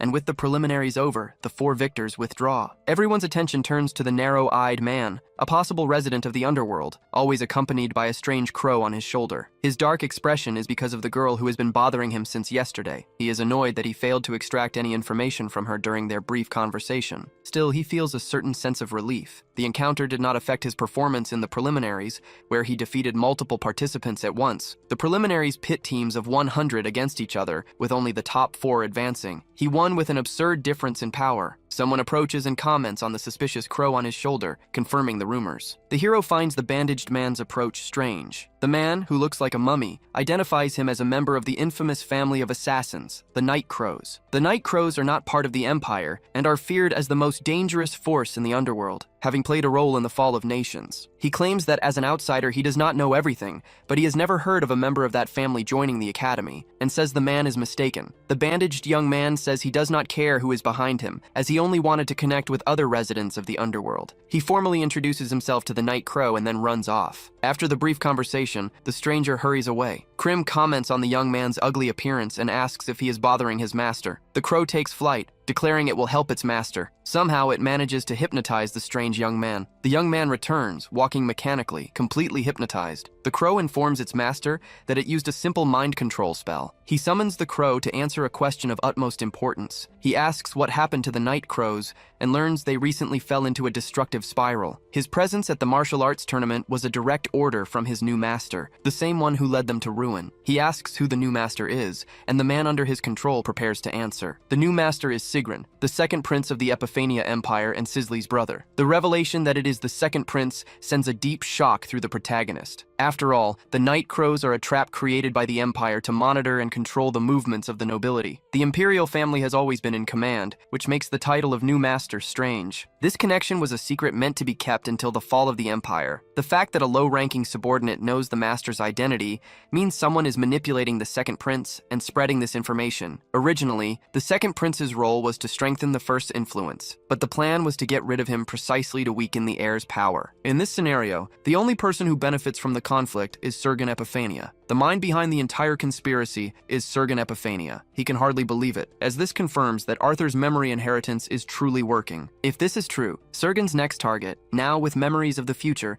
is the man who sacrificed himself after hiding the Emperor's symbol, the White Dragon Pearl. His other target is the fourth princess, Cicely Epiphania, the one who made Arthur an emperor, in name only to one day hand him the throne she conquered. Sergen has already tried to eliminate the troublesome Cicely. If she becomes empress, the empire will suffer a devastating collapse, and its fall will unleash a tide of corruption upon the world. To prevent the end of the world, he needs to interfere with her plan and steal her ability. He asks the crow for help, instructing it to return to its normal activities and act on the information it received. The crow agrees to help this time, as it was its own decision to lend its power. The crow asks what to do with the hypnotized man, and the answer is that he has already served his purpose. So the crow decides to make him one of its servants for now and flicks a feather at his face. The man begins to babble unintelligible words. The crow orders him to return to his place, and the man obeys and withdraws. The time has come to use their appearance to his advantage. They will find the real night crow who is hiding in the tournament finals. Two strange-looking youths appear, and one of them is named Crage. One of them survives by eating trash in the city sewers. A member of the Night Crows confronts them, promising to teach them a lesson. This is the real Night Crow, shrouded in a macabre aura. In the main event of the martial tournament, in the round of 32, the protagonist takes down another opponent. The winner of the match is announced as Crash. The crowd erupts in cheers, chanting the name Night Crow after his victory. A spectator admits he was tired of watching kids fight, but thanks to him, the tournament has become interesting. It is almost time for the real Night Crow to finally appear. The girl comes to watch, even after being warned not to come. That night, with the preliminaries over,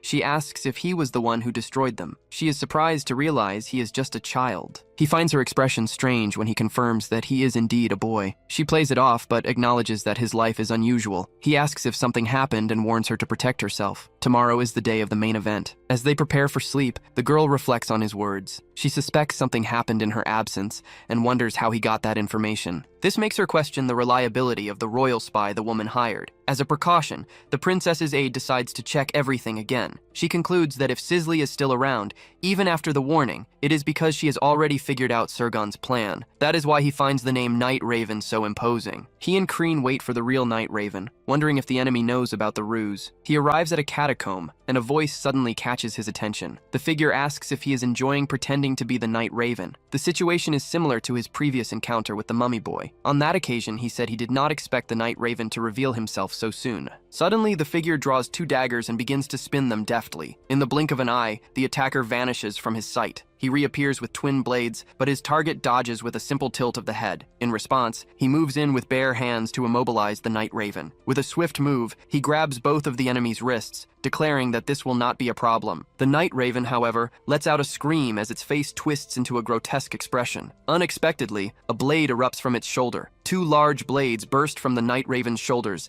and it begins to laugh maniacally. Immediately after, he lands a powerful kick on his opponent. Despite the impact of the kick, he manages to shatter the blades. He then lands a devastating blow to the Night Raven's face. He and his crow declare the attack futile, explaining that forbidden arts fueled by corruption do not affect him. The Night Raven's true identity is revealed. It is Ebelaski. Ebelaski reveals that Sergen holds her heart captive and demands to know where to find her. He proposes a deal. With his help, Ebelaski can get her heart back. In exchange, Ebelaski must reveal every detail of Sergen's plan. The corruptor behind the Night Raven's mask is the necromancer Ebelaski Benapodi. As a corruptor, the necromancer had her heart stolen and held captive by the Empire for 1,000 years. One day, Arthur brought her in, claiming she could be useful. The Blue Generation despises corruptors. They only knew her as the world's sole necromancer, unaware of her true identity as the Night Crow. Corpses do not leak information, even if the mission fails. A necromancer who commands corpses, crows, and a family of assassins. All clues point to Ebelaski. The Night Crow's identity was unknown, as the target was eliminated while still at the academy. She disappeared, possibly captured by Arthur. Dealing with her requires an aggressive attitude,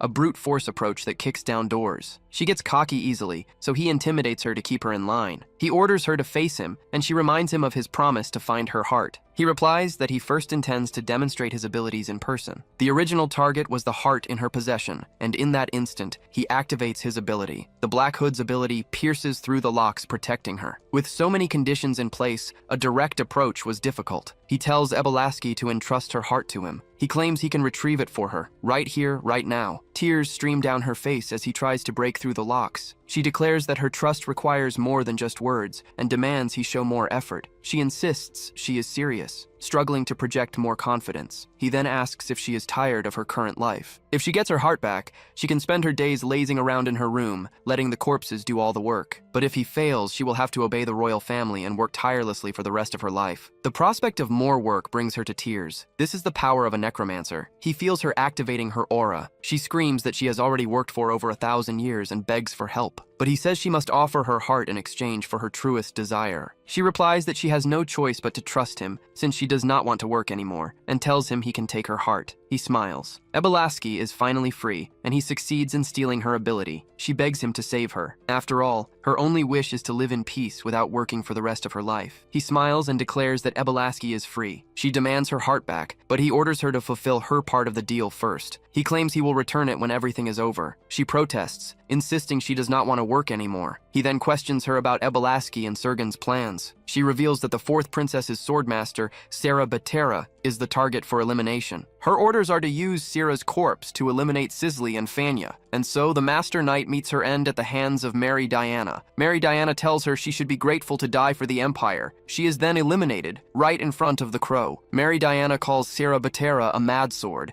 and annihilates her by running the spear through her body. Ebelaski receives the order to appear, a direct command from Sergen. She is also ordered to manipulate Sarah's corpse to eliminate the fourth princess, Sisley and Fanya. A year has passed since she returned to the past. She wonders if Lord Arthur is watching her, and believes that both she and Sergen are doing their best for him. She admits she misses Arthur. The narrative returns to one day before the destruction. On the first Saturday after the regression, Arthur asked her to meet him at 1 in the afternoon in front of the Statue of Peace. She almost jumped for joy upon seeing Lord Arthur's promise. Her heart full of hope after the regression, she goes to the meeting place. But Lord Arthur never appears. Diana wonders if she will ever see Bela or Arthur again. In the present, she has been waiting for him for a year. She wonders about her lord's whereabouts. Lady Sergen told her to believe his words and wait. That way, she would recover her former strength, becoming the most powerful spear. That is why she must push herself even harder to ensure the success of this mission. A giant Balask corpse lifts Sira's body from the ground. Ebelaski, who controls the corpse, notices something and is shocked. Ebelaski retreats, aware that they are hiding a boy as captivating as Crash Valhane. She considers it a waste that he is a corpse, and she did not expect to face him in the finals. This is Pire, a 14-year-old commoner who looks ordinary on the outside. But she knows he is a pure-hearted boy whose dream is to achieve world peace. At this moment, he draws his sword. Pirette is a powerhouse of the Blue Generation, a fact he has not revealed to the Academy. Everyone notices that the Night Crow draws his sword for the first time, and they conclude his opponent must be strong. Pirette says he heard that no nation can interfere in the affairs of Rarhern Academy. Now that they have reached the finals, their admission is guaranteed. That is why he asks Crash to abandon his life as an assassin. He claims that Crash can become a good comrade. Crash senses Pire's kindness, but remembers a warning he received before the fight. The warning said that if he clung too tightly to hope, he would not be able to overcome despair when it came. Pirette senses Crash's rejection of his offer of peace. The judge then orders the fight to begin. Pirette uses the 10 steps of heaven technique to attack Crash. Crash recognizes the move in that same instant. He dodges with his hands behind his back, blocking the blow with his sword. Pirate realizes his feint has been completely deciphered. It is as if Crash understands his entire swordsmanship in a single instant, and all his attacks are blocked. Pirate's expression is that of someone who has just seen a ghost. After all, he is facing someone who has already died once. Crash watches Pirate and remembers that he grew up in a region where it snows all year round. It was there that he developed steps that imitate gliding on ice. There, he also created the 10 Steps of Heaven technique. His potential is comparable to that of Annex Glazer. Crash places the sword at his neck and advises him to get stronger. That way, even with his hope crushed, he can still leave a seed behind. Then, Crash hits him with the 1-inch punch. Meanwhile, the crow finds the analysis interesting, and Crash wins the fight. Pirate falls after taking the blow and asks if they will meet again. Crash remembers helping Pirate in his past life. Back then, Pirate promised to work harder than anyone to protect the world, even after the curse was removed. Crash recalls the surprise he felt at the promise made after he was freed from the curse. It was the first time he had heard such sincere thanks. He replies that they will see each other again at the academy. Even defeated on the ground,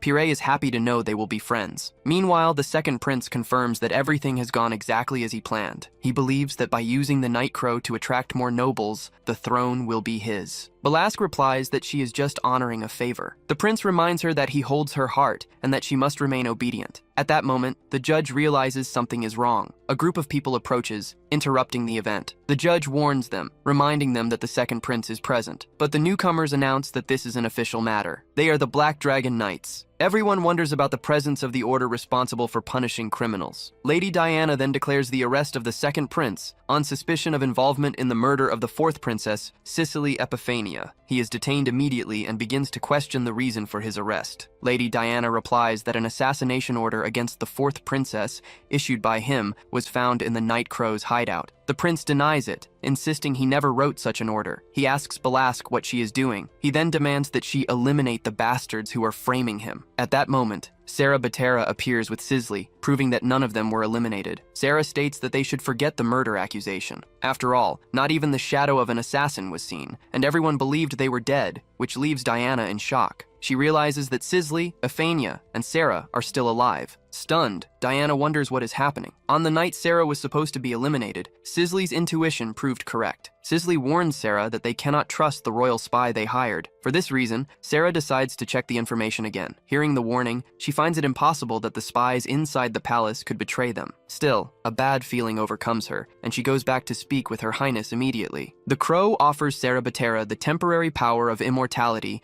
in exchange for her life force. The voice of Crash's crow echoes directly inside Sarah's mind. In that instant, she is consumed by the curse of immortality. Her eyes reveal that she has acquired the new ability. A terrible headache hits her, and she wonders what the crow has done to her. Then, Lady Diana appears. At the exact moment she thinks she should fake her death, Mary Diana appears before her. Mary Diana pierces her abdomen with the tip of the spear. If the crow had not granted the power of immortality, neither she, nor Cicely, nor Surly would be alive. For this reason, Sarah orders the arrest of the vice captain of the Black Dragon Knights on charges of espionage. Mary Diana realizes her entire plan has collapsed. She had brought the Black Dragon Knights, convinced that they were all already dead. Then Sarah decides to put an end to Diana and draws her sword. She advances on the woman and her knights. Diana watches the vice captain get killed before her eyes and wonders how it all ended up like this. She had ordered Ebelask to eliminate Sarah. Afterwards, they would use the corpse to attract and eliminate Surly and Cicely. Yet here they are, acting as if nothing happened. The discovery of the spies and the Black Dragons proves the fourth princess already knew everything. That is exactly why Surgon tried to eliminate her. If she stays alive, she will become an even greater threat in the future. Diana decides to eliminate her right here and now,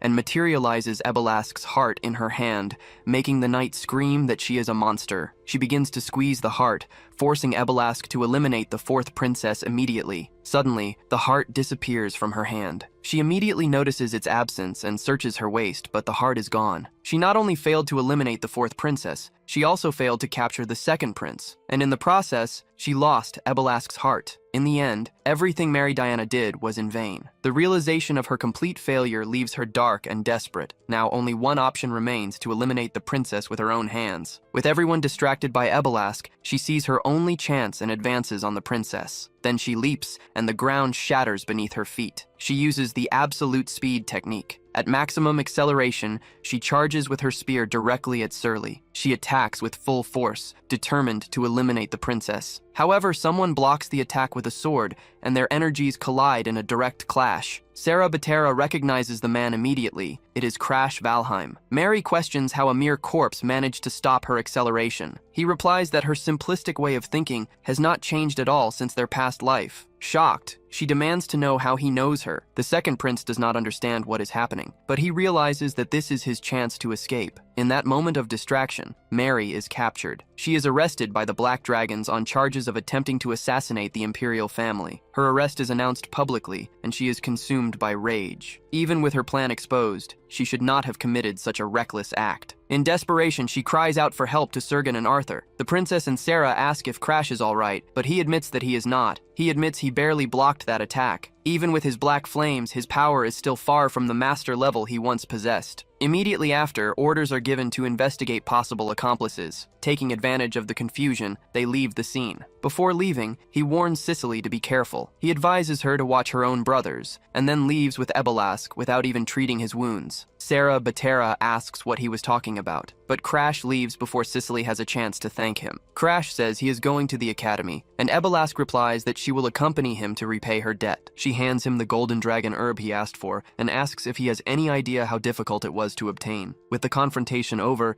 he returns the heart to Ebelaski. She really thought he would force her to serve him forever. She states that he is different from the other corruptors, because he did not use the power of corruption to block Mary's attack. His black flames are born from the high concentration of poison in his blood. That is why she believed him, thinking he was also a corruptor, and that perhaps she had judged the others incorrectly. In that moment, the conversation is interrupted by a message from a subordinate, and the crow warns him. The warning is about his fiancée, Bianca. Something has happened to her. The news confirms that something suspicious has happened to his fiancée. The message from a subordinate in Hardened Hearts reports that a clan of assassins has invaded the mountains. His fiancée was there at that exact moment, and now she is missing. This explains the bad feeling he had upon meeting the disciple from the assassin clan. He tells Ebelaski that his fiancée is in danger, and that they must leave for Hardened Hearts immediately. Ebelaski questions him, surprised that a corruptor like him could have a fiancée. She remembers that the girl from the clan lives in Hardened Hearts. She heard rumors that the youngest Valhan's son was engaged to someone from Hardan Hearts, and cannot believe anyone would marry the daughter of such a troublesome family. But the truth is that he is not a world corruptor. He reveals that Claude is not his real name, and introduces himself as Crash Valhan,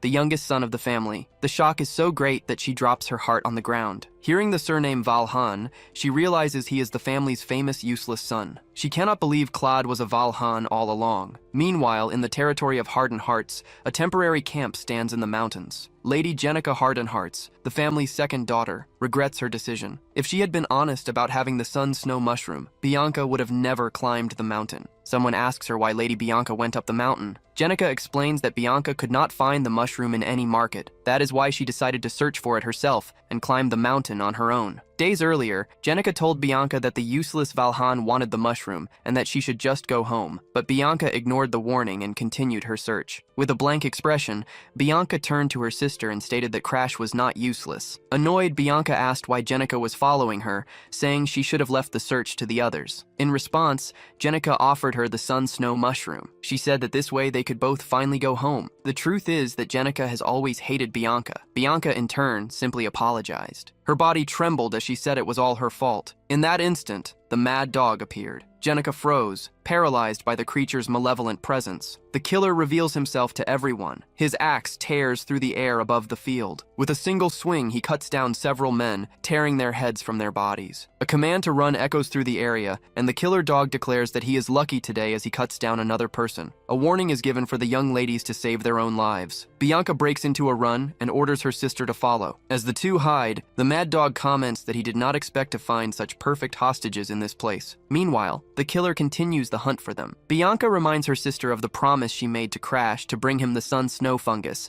but Jenica cuts her off, demanding she stop talking about her fiancé. She declares that she does not want to lose her life in a place like this. Jenica insists there is still a way to escape, since they have movement artifacts to cross the snow safely. The mad dog immediately sees their plan, stating that he knows they are trying to lure him to the glacial cliffs. He taunts them, daring them to run if they can. Bianca then points to a distant rock and says they need to jump to it. She asks if her sister is ready, knowing that a single mistake in the jump means death, just as staying there does. At that moment, the mad dog appears and comments on the danger for little girls who wander so far. Bianca pulls her sister and prepares to jump. The mad dog tries to grab them, but is shocked to see that they actually jumped. The killer wonders if they have gone mad. Then he spots the rock just below, the platform that allowed them to survive. He finds the situation extremely amusing and begins his descent to reach them. Bianca asks Jenica to trust her, assuring her that everything will be all right. Jenica is in a state of shock. Bianca leaps directly at the killer dog in midair. The two collide, and she knocks him off the cliff, saving her sister. Certain that Bianca is dead, Jenica tells this story to everyone. She says that was the last time she saw Bianca. The search party replies that the place where she fell has a thick layer of snow. Therefore, there is still a chance she is alive, but Jenica continues to blame herself. She thinks that if she had not suggested the cliff route, Bianca would never have had to sacrifice herself. If she had been honest about the fungi at the mansion, they would have never encountered the killer. Someone then tells Lady Jenica that Bianca must be alive somewhere. The hero listens to everything in silence, while Jenica tells the young man to stop talking nonsense as a week has already passed. She argues that even if Bianca escaped the killer, she is someone who spends most of her time reading books. There is no way someone like her can survive alone in the mountains. Far away, Bianca lies in the snow, calling for Crash as her body trembles from the cold. Even in pure desperation, her only wish is to see her fiancé again. Her sister always said she would not survive in the mountains. After all, a person who only read books would have no way to withstand that environment. She mutters the name of her husband, Crash. She opens her eyes, extremely weak, and realizes she fell asleep again in the freezing cold. For days, she survives only on nuts and the warmth of the solar snow fungus, and her body reaches its limit. After falling from that killer cliff, she keeps climbing to higher places in search of help. Eventually, she reaches a warm place where the solar snow fungi grow in abundance. She collects several fungi that emit natural heat and uses them to survive the cold. In an unstable cave, she keeps herself warm and hidden, surrounded by the fungi and guided by a survival book. She manages to treat her wounds, but the cold, pain, and hunger drain her stamina, and she does not know if she can hold on for much longer. She clings to the hope that a rescue party is looking for her, remembering the promise she made to Crash. Finally, the killer dog finds her. He announces that her journey ends there, but the girl does not even notice his presence. Apathetic, she wanders aimlessly until she finds a nut, which she picks up thinking it was hidden by a squirrel. In that instant, an axe flies in her direction and hits a tree right behind her. The girl turns and sees the giant tree falling towards her. The tree collapses with a deafening crash. The impact throws her forcefully against the snow. Stunned, she wonders what happened, but realizes she is alive. Her expression remains empty after the attack, and her indifference bothers the killer. The killer dog did not expect Vauhan's fiancé to be so much trouble. He reflects that if she had acted like a hostage, she could have gone home in one piece. He grabs her by the neck and notices the hair ornament, a valuable piece that would fetch a lot of money. Her only thought is to go back home, to her husband, at the Green Pine Mansion. She remembers the happy days, reading while Crash trained, and how the time with him awakened new emotions. Even someone like her, who thought herself emotionless, felt happiness, and now the tears come. She understands now how precious those days were,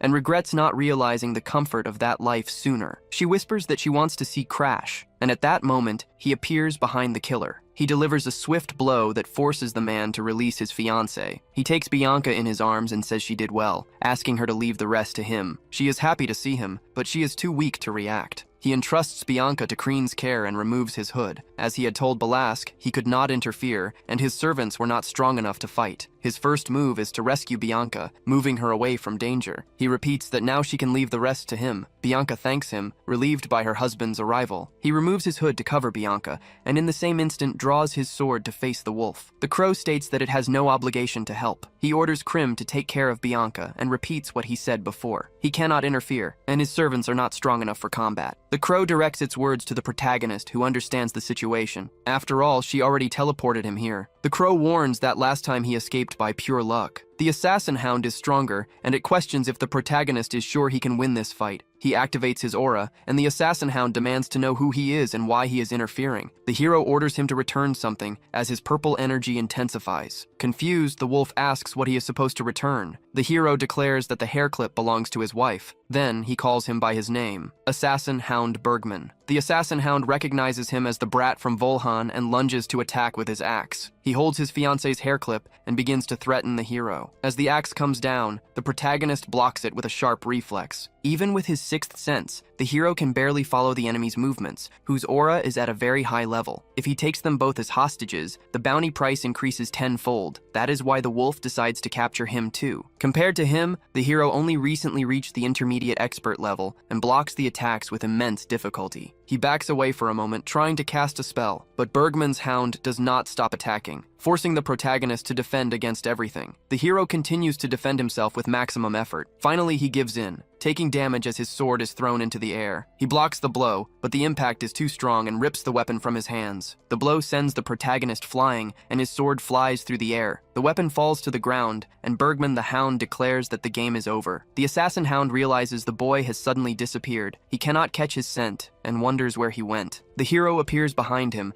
charged with energy and ready to land a blow. He unleashes his signature move, the 1-inch punch, straight into the enemy's stomach. The assassin hound's ribs shatter from the impact. His dull sword does not have enough power to expand his field of control. That is why he decides to end the fight right now, using his powerful flaming sword. Assassin Hound Bergman is in shock, his eyes widening as he sees the blade's transformation. Suddenly, the enemy uses the ghost snare, a technique that leaves the protagonist completely immobile. He feels a terrible pressure and doubts he can withstand it. Bergman's hound walks toward him as he slowly sinks into the snow. The search party will arrive at any moment, but before that, the hero will be eliminated by the hound. The hero falls into the ghost snare's trap. Reality distorts around him. All his senses are blocked. It is a secret technique that manipulates aura perception through sound. His old self would be defeated in an instant by such a blow, but he has already overcome this technique once, using his hypersensory perception of mana flow. He activates his mind's eye to resist the attack. This is not the first time he has resorted to this power. The dog questions if he can withstand the blow, noticing his target is paralyzed. Bergman, however, is a much stronger elite fighter and knows the search party is approaching. He senses an axe strike coming from his side, but his reaction time is slow. Fear overwhelms him as he sees the blade advancing. He defends at the last second, and the dog mentions the search party. The threat to eliminate him before the party arrived was a bluff from the assassin, who now advances with his sword, leaving him terrified. By blocking the axe, he revealed a very unusual movement. Bergman does not know how long the phantom snare will hold him, so he does not approach recklessly, aware of the danger. Indeed, he breaks free and unleashes a flaming sword strike against Bergman. Bergman understands he must be more careful on his approach, or he will die. The hero shows no reaction when the dog promises to cut him to pieces to feed the pigs. The phantom snare finally takes full effect, and the boy is paralyzed once more. So he decides to keep attacking until his opponent tires, and summons the phantom battle axe. An endless rain of illusory axes falls upon his head. He closes his eyes and concentrates. He blocks with great difficulty using his sword, but still suffers a few cuts. The crow realizes that at this rate, he will die, and that they should not have left him there. Ebelak, in her bird form, wonders if she should help, fearing that Bergman's master might seek revenge. Bergman's master is the mad dog, who would hunt them to the ends of hell. For this reason, they just watch the scene unfold in the snow. Still, fear drives them to help. She may be a recluse, but she knows how to repay a debt, and she will not abandon her benefactor. The crow, still in his bird form, strikes her with his wing and orders her not to interfere in the fight. After all, he was the one who decided to handle this alone. He tells her to trust the man who recovered her heart because he possesses the necessary mental fortitude. She, however, fears he will die and considers resurrecting his corpse as a backup plan. Crash feels he is at his limit and starts to gasp for air. He has been reading Bergman's attacks by spreading his mind's eye across the area, but his aura is depleted, and the task is becoming impossible. From now on, he must rely on his instincts and unleash more attacks with his flaming sword. The phantom axes, covered in aura, rush toward him. However, he realizes the axes are an illusion, and the real Bergman is attacking from above. He stares at the mad dog above, with the axe ready to cut him, and enters a state of shock. His body begins to tremble as he realizes this could be his end. He confronts the truth about his own limits. He is weak and untalented, unlike the geniuses, which makes it impossible for him to grow stronger. That is why he developed a method to overcome this condition. Until now, he has hidden his fangs, But in this instant, he breaks a threshold he has never reached. He opens his eyes and activates Forced Breach. His hair grows in the form of a living flame. He uses flaming erosion and worthy flames to convert the energy of corruption,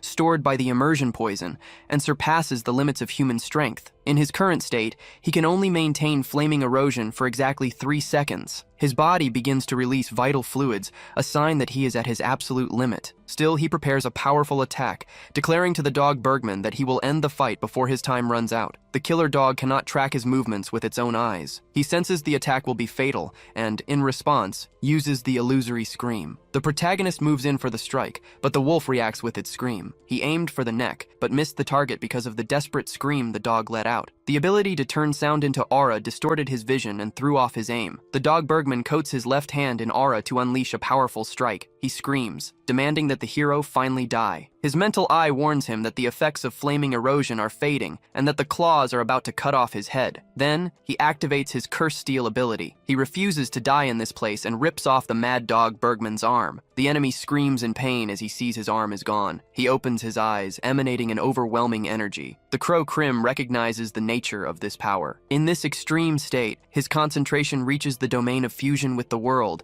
and he becomes completely enveloped in energy. He moves in an incredibly fast zigzag. Drops of liquid fall on his arm. He sees through his own muscles, right down to the bone. He feels every drop fall and sees his body like an X-ray image. His extrasensory perception reaches absolute mode, and the dog Bergman's mask is destroyed. With a brutal strike of his sword, the hero cuts him in half. The enemy's presence vanishes, wiped out by a single strike. The girl and the crow celebrate Crash's victory, who shattered his enemy. Krim is utterly shocked as he witnesses the hero's power. The strong defeat their enemies without suffering a single scratch. But for the weak to overcome the strong, a great sacrifice is required, and the hero loses his right arm. The hero is on his knees, his severed arm on the ground emanating a corrosive energy. The crow Krim asks if he is finally satisfied. He loses blood and collapses to the ground, buried by the snow, strengthless but victorious. Krim warns that they must return immediately. Ebelak's corpse gathers them to begin the journey back home. If Bianca could express emotions, perhaps the world would not seem so gray to her. The hero appears in a suit in a vision that seems to be from the future. She questions what would be worse, to feel everything or to feel nothing. He believes that if she were to blossom in her current state, the shock would destroy her. She asks if he would care if she died, since they barely know each other. Crash replies that the decision was his family's, not his. De Grayson hardened hearts. The head of the family goes mad and beats everyone before taking his own life. Bianca is the only survivor. Jenna, the second daughter, saves her. In response to the tragedy,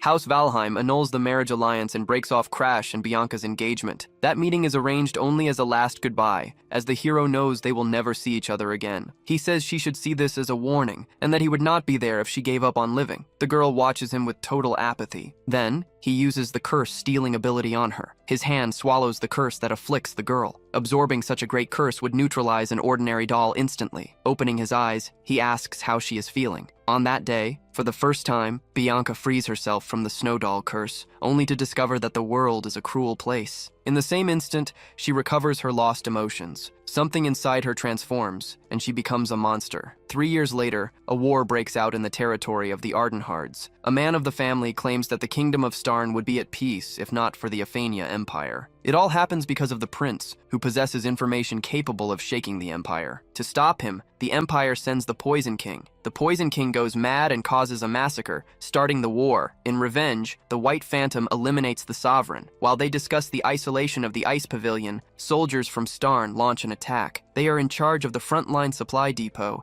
and the hero wonders how they could have been so careless. He attacks several at once, but the soldiers pursue him for being a member of the Blue Generation. The hero runs through the snow, having used the curse so much that not even a saint can cure him. With no other choice, he runs to Bianca's fortress to ask for help. He pounds on the door, begging her to open it. She opens the door just as the hero conjures ice spikes to stop the army on his heels. The ice spikes pierce through the enemies, and he eliminates them to stay alive. Bianca opens the door and remarks that it has been a long time since they last saw each other. She casts ice spells at the approaching men. The ice spikes take them all down. Her ice magic pierces the bodies of the enemies. It has been a long time since he and Bianca have seen each other. Now she appears in a monstrous form, a sword embedded in her chest. Suddenly, Bianca collapses in front of Crash, who watches in horror. The wound was inflicted by the Poison King's daughter. Bianca asks him to remember the question she asked before, about what is more painful, having emotions or not. She recalls the day of the incident. when her sister Jenica confessed that she never truly hated her. Jenica only hated herself for feeling hatred and said that Bianca was not a child who deserved any of it. Her sister wanted to be able to show the sadness she felt and shed tears. At the time, young Bianca listened to everything without showing any reaction. Because she had no emotions, she felt trapped inside a coffin. Back then, without emotions, she could not understand the meaning of those words. It was a complex and contradictory feeling. Even when the hardened hearts crumbled, she suffered, but she felt nothing. Now that she knows emotions, she finally understands her sister's words. Her sister truly loved her, even while showing hatred. If only her emotions had awakened sooner, everything could have been different. They could have shared their sadness as a family, and the end would not have been the same. And maybe, with Crash, they could have stayed together. Now on her deathbed, she thinks they could have stayed married. Crash watches the scene in silence, overcome with sadness. Back in the present, he wakes up, remembering everything that happened in his past life. Bianca presses a hand against her own wounds. She says she is by Crash's side, and the crow is glad he has finally woken up. They realize they are in the Ardenheart house. Bianca asks if his arm still hurts. Crash asks if they climbed the mountain alone, because if Queen had not warned him, he would not have made it in time. He starts to get up in pain, remembering something, and picks up the snowflake-shaped hair clip that belongs to Bianca. He places it in her hair and apologizes for not wrapping the gift. She thanks him, saying that now she can finally make him a snack. Then, Bianca calls out to Crash to tell him something. She says she has no emotions, and yet she tried her absolute best to save him. She cannot feel joy, anger, or sadness. That is why she feels so frustrated she cannot stand it anymore, and she does not want to be this way in moments like these. She says she wants to smile and cry by his side. She wants to feel anger with him when the situation calls for it, but she would hate for his emotions to disappear like hers. If he cannot smile, then she does not want to smile either. Hearing Bianca's declaration, Crash breaks into a smile. He says she does not need to worry, since the curse's effect is halved for anyone who is not the direct target. Hearing this, she asks Crash to bring back her emotions. He replies that she did not even need to ask, as he will obviously do what she wants. The second condition is unlocked, and he becomes the most important person in Bianca's life. And so, another lock on the curse breaks, allowing him to advance his plan to steal her. This has always been his plan from the very beginning. The girl also feels something changing inside her. He extends his hand toward Bianca. With a smile on his face, he reaches out and promises that he will do this for her. If she could express her emotions, she would be hugging him. She would also be crying a lot if the curse did not prevent her from feeling. At least the world does not seem so gray, a phrase she often repeated in her past life. We see Bianca suffering from a cold. He asks if she is feeling any better. Her impassive expression has returned, and she again struggles to show what she feels. Janica Hardenheart asks Crash if she may come in. He allows his fiance's sister to enter. She asks what happened to Bianca's eyes. Janica explains that their brother asked her to invite Bianca to lunch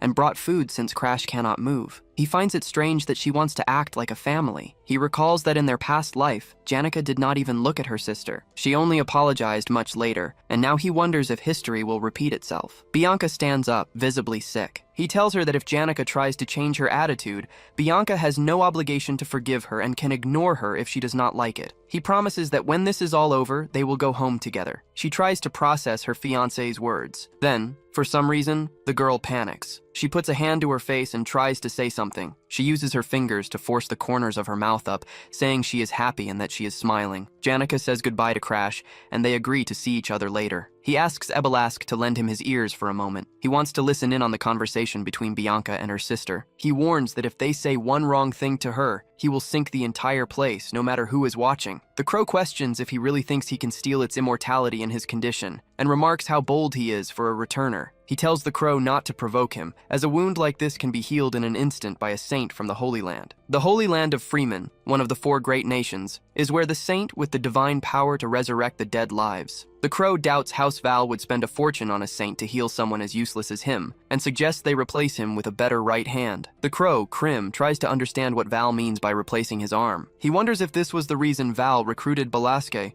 who could easily stitch on the right arm. In his rat form, Balaske knows it will be simple to stitch a corpse's arm onto his body. The crow asks if Val plans to use Balaske for all he is worth, concluding that regressors are a bunch of cold calculators. Krim questions who told him about the arm, and if he really believes he can fix it. He answers that it was the sword demon, leaving the crow in a state of shock. Krim asks in disbelief if he truly found the remains of the sword demon, the legendary swordsman who once shook the world. A master of the quick draw, Known for killing enemies before they saw his blade, he is Crimson's most valuable subordinate, and the Crow does not want Val to get near. Val states that he needs to become stronger, and that Crim must help him in the same way he helped the Sword Demon. The Crow refuses, but Val insists, saying he knows Crim cares about all of his subordinates. He explains that finding the weakness of the Crimson Garden, the main body, is in fact very simple. The Crimson Garden sees the world through the eyes of its subordinates, and that is why Crim unconsciously becomes attached to them. Arthur had the Saint by his side. If she kept healing the subordinates while he tortured them, the Crimson Garden itself would eventually reveal its location. He remembers thinking it was insane, exactly as Arthur had predicted back then. He uses this logic to persuade Crim, mentioning that the Sword Demon died of old age. Val argues that by transplanting the Sword Demon's arm onto himself, he can bring the legendary technique back to life. The Crow considers that this is what the Sword Demon would have wanted if he were still alive. Crim gives in and tells Val to wait for just 2 days. Val thanks him, but Crim warns him not to use his real name when he wants something, and then leaves. With that, the matter of his severed arm is about to be resolved. Now, he just needs to observe the reaction of House Valhan to the news he sent, and align his story about the arm with the Harden Hearts. He also worries about the butler Ariad, who will soon discover his presence in Harden, despite being told he was at the Green Pine Mansion. If it comes to that, he will simply tell the butler to mind his own business. Still, a bad feeling about all of this washes over him. Elsewhere, Bianca refuses a request. Her brother demands that she stop acting like a spoiled child and hand over the position of fiancé to Jenica. Mariokin Hardenhards argues that the useless one defeated Bergman and that Crash's true power will be a trump card for the family. She refuses to give up her position as the fiancé. It is the one thing in the world she is determined to protect. Her brother retorts that she will not be able to keep the position, calling her a cursed girl who will be thrown away once he gets tired of her. Jenica stands up angrily, saying her brother is going too far. He says with irony that if Jenica feels so guilty for Bianca, then she should marry him instead, since she is an adult and needs to think about the family. Bianca replies that she does not care what happens to the house, because there has never been a place for her among the Hardenhards. Her father and her brother never cared about her, so her decision is made. Even if she is cast out and loses everything, she will stay by Crash's side. Her brother, Mariokin, explodes in fury and screams at Bianca. At that moment, someone appears. Mariokin says he is busy, and the conversation is abruptly interrupted. Crash appears, stating he heard something in the hallway he could not ignore. The older brother warns him, saying he should be resting because of his injuries. He lays out 2 rumors that are spreading. The first says Crash saved his fiancée and defeated the killer hound, which cost him an arm. The other rumor claims the security of House Hardenhards is so pathetic it could not even stop the creature, and that they allowed a direct descendant of House Valheim to be placed in mortal danger in the Patriarch's absence. He intimidates Lord Mariokin, certain he understands which of the 2 rumors sounds more convincing. He proposes a simple solution. Mariokin must let Bianca do as she wishes, as the decision to continue or end the engagement is hers. Mariokin thought Crash just wanted to leave Hardenhearts, but he has no intention of abandoning Bianca and does not care about the curse. The Lord refuses to believe they have truly formed such a bond. Faced with Crash's insistence, Mariokin gives in and decides to leave Bianca in his hands. Crash then asks if the priest of Harden can truly heal his arm. The results will be visible in 2 days, which presents a good opportunity for the priest's reputation. Mariokin agrees and promises to inform Crash as soon as the treatment's results are revealed. Jenica observes how her sister Bianca has changed and how she seems truly in love. Elsewhere, a man with a fully stitched arm reads a letter. With long white hair, the man thinks of Crash. This man is the patriarch of the Valheim family. 2 days later, in an open field in Hardenhearts, Crash is training. He combines the Sword Demon's quick draw art with the single strike skill, focusing his aura into the extreme blood immersion poison. He tries to execute the movements with only one arm, but finds it enormously difficult. He thinks that the reality of being useless has not changed. Still, he feels relieved that the Snow Doll's curse worked, neutralizing the flow of the immersion poison. The flaming erosion burns the energy of worldly corruption absorbed by the poison, which makes it possible to force the body's limiters to break. This allows for the use of immense firepower by using worldly corruption as fuel, but there is a price to pay. The instant the skill ends, the user is incapacitated, as the flaming erosion pushes the body's internal heat to its limit. He concludes he cannot use the technique for long at the risk of burning his organs, and that he needs to regulate the heat to extend its duration. He remembers a person amidst the flames who used an icy energy. That man uses the yin energy of the moon. The man turns, revealing red hair and a body covered in bandages. This memory leads him directly to his next objective, the dark lunar physique of the Flame Emperor, Aslan Ygritte. As soon as his arm is healed, he will steal that man's curse. He arrives at a giant tree and recognizes it as the home of Ibalask. He He and the crow knock on the door. Ibalask's servant number 8 opens the door and welcomes Crash. He notices the servant's rabbit ears, not understanding why. The inside of the place is identical to his last visit, and he wonders if she used her ability to connect the spaces. Ibalask reveals that everything is prepared for his arm transplant. He stares at the sword demon's arm and is terrified by the sight. She states that the procedure is not impossible, but warns that the pain will be immense and offers to render him unconscious if he is afraid. He replies that he is used to pain and cannot ask her to stop in the middle of the process. Servant number 8 prepares the gurney and positions the arm for the transplant. He lies down, and the servant holds him to immobilize him during the procedure. Ibalask begins to manipulate her aura and announces that the process will now begin. The sword demon's arm begins to react to her energy. He feels an overwhelming pain as the regeneration and fusion of the sword demon's arm are completed. She then begins the final step, connecting the nerves. In that instant, he feels extreme pain and screams loudly, even with the bite block in his mouth. Ibalask is impressed that he endured the entire process without fainting. She orders the servant to stop staring and release his restraints. There is a reason he was able to withstand the pain without losing consciousness. He used the extreme immersion poison on the arm, which reacted and began to take on a normal color. However, the limb began to turn disgusting, taking on a horrific shape. If he had been unconscious, the poison would have spiraled out of control, so he used his consciousness to regulate the process and allow the aura to accumulate. At that moment, he manages to use the extreme immersion poison in his blood to make the arm return to normal, and his arm regenerates completely, returning to a normal appearance. The crow realizes the process is over, and he feels the new limb as if it were his own arm. The crow suggests he test the arm while learning the art of the quick draw, and asks Ibalask to use her training ground. After he blackmails her by mentioning an ancient book called Hakubun, she grants the request. She then asks number 8 to guide them to the training arena. On the way, he asks the servant what she knows about the sword demon's art of the quick draw. Krim replies that someone who claims to be a returner or a regressor should not ask about the technique with such mediocre knowledge. Crimson explains that the sword demon's quick draw may resemble his swordsmanship, but it is something very different. Normally, a quick draw technique consists of accumulating aura with the sword in its sheath and then drawing it at maximum speed. The sword demon's technique, however, is different, as it breaks down the accumulated aura into fine particles to create a more efficient form. The granular aura particles explode, increasing acceleration and making the blade reach its limit speed while still inside the sheath.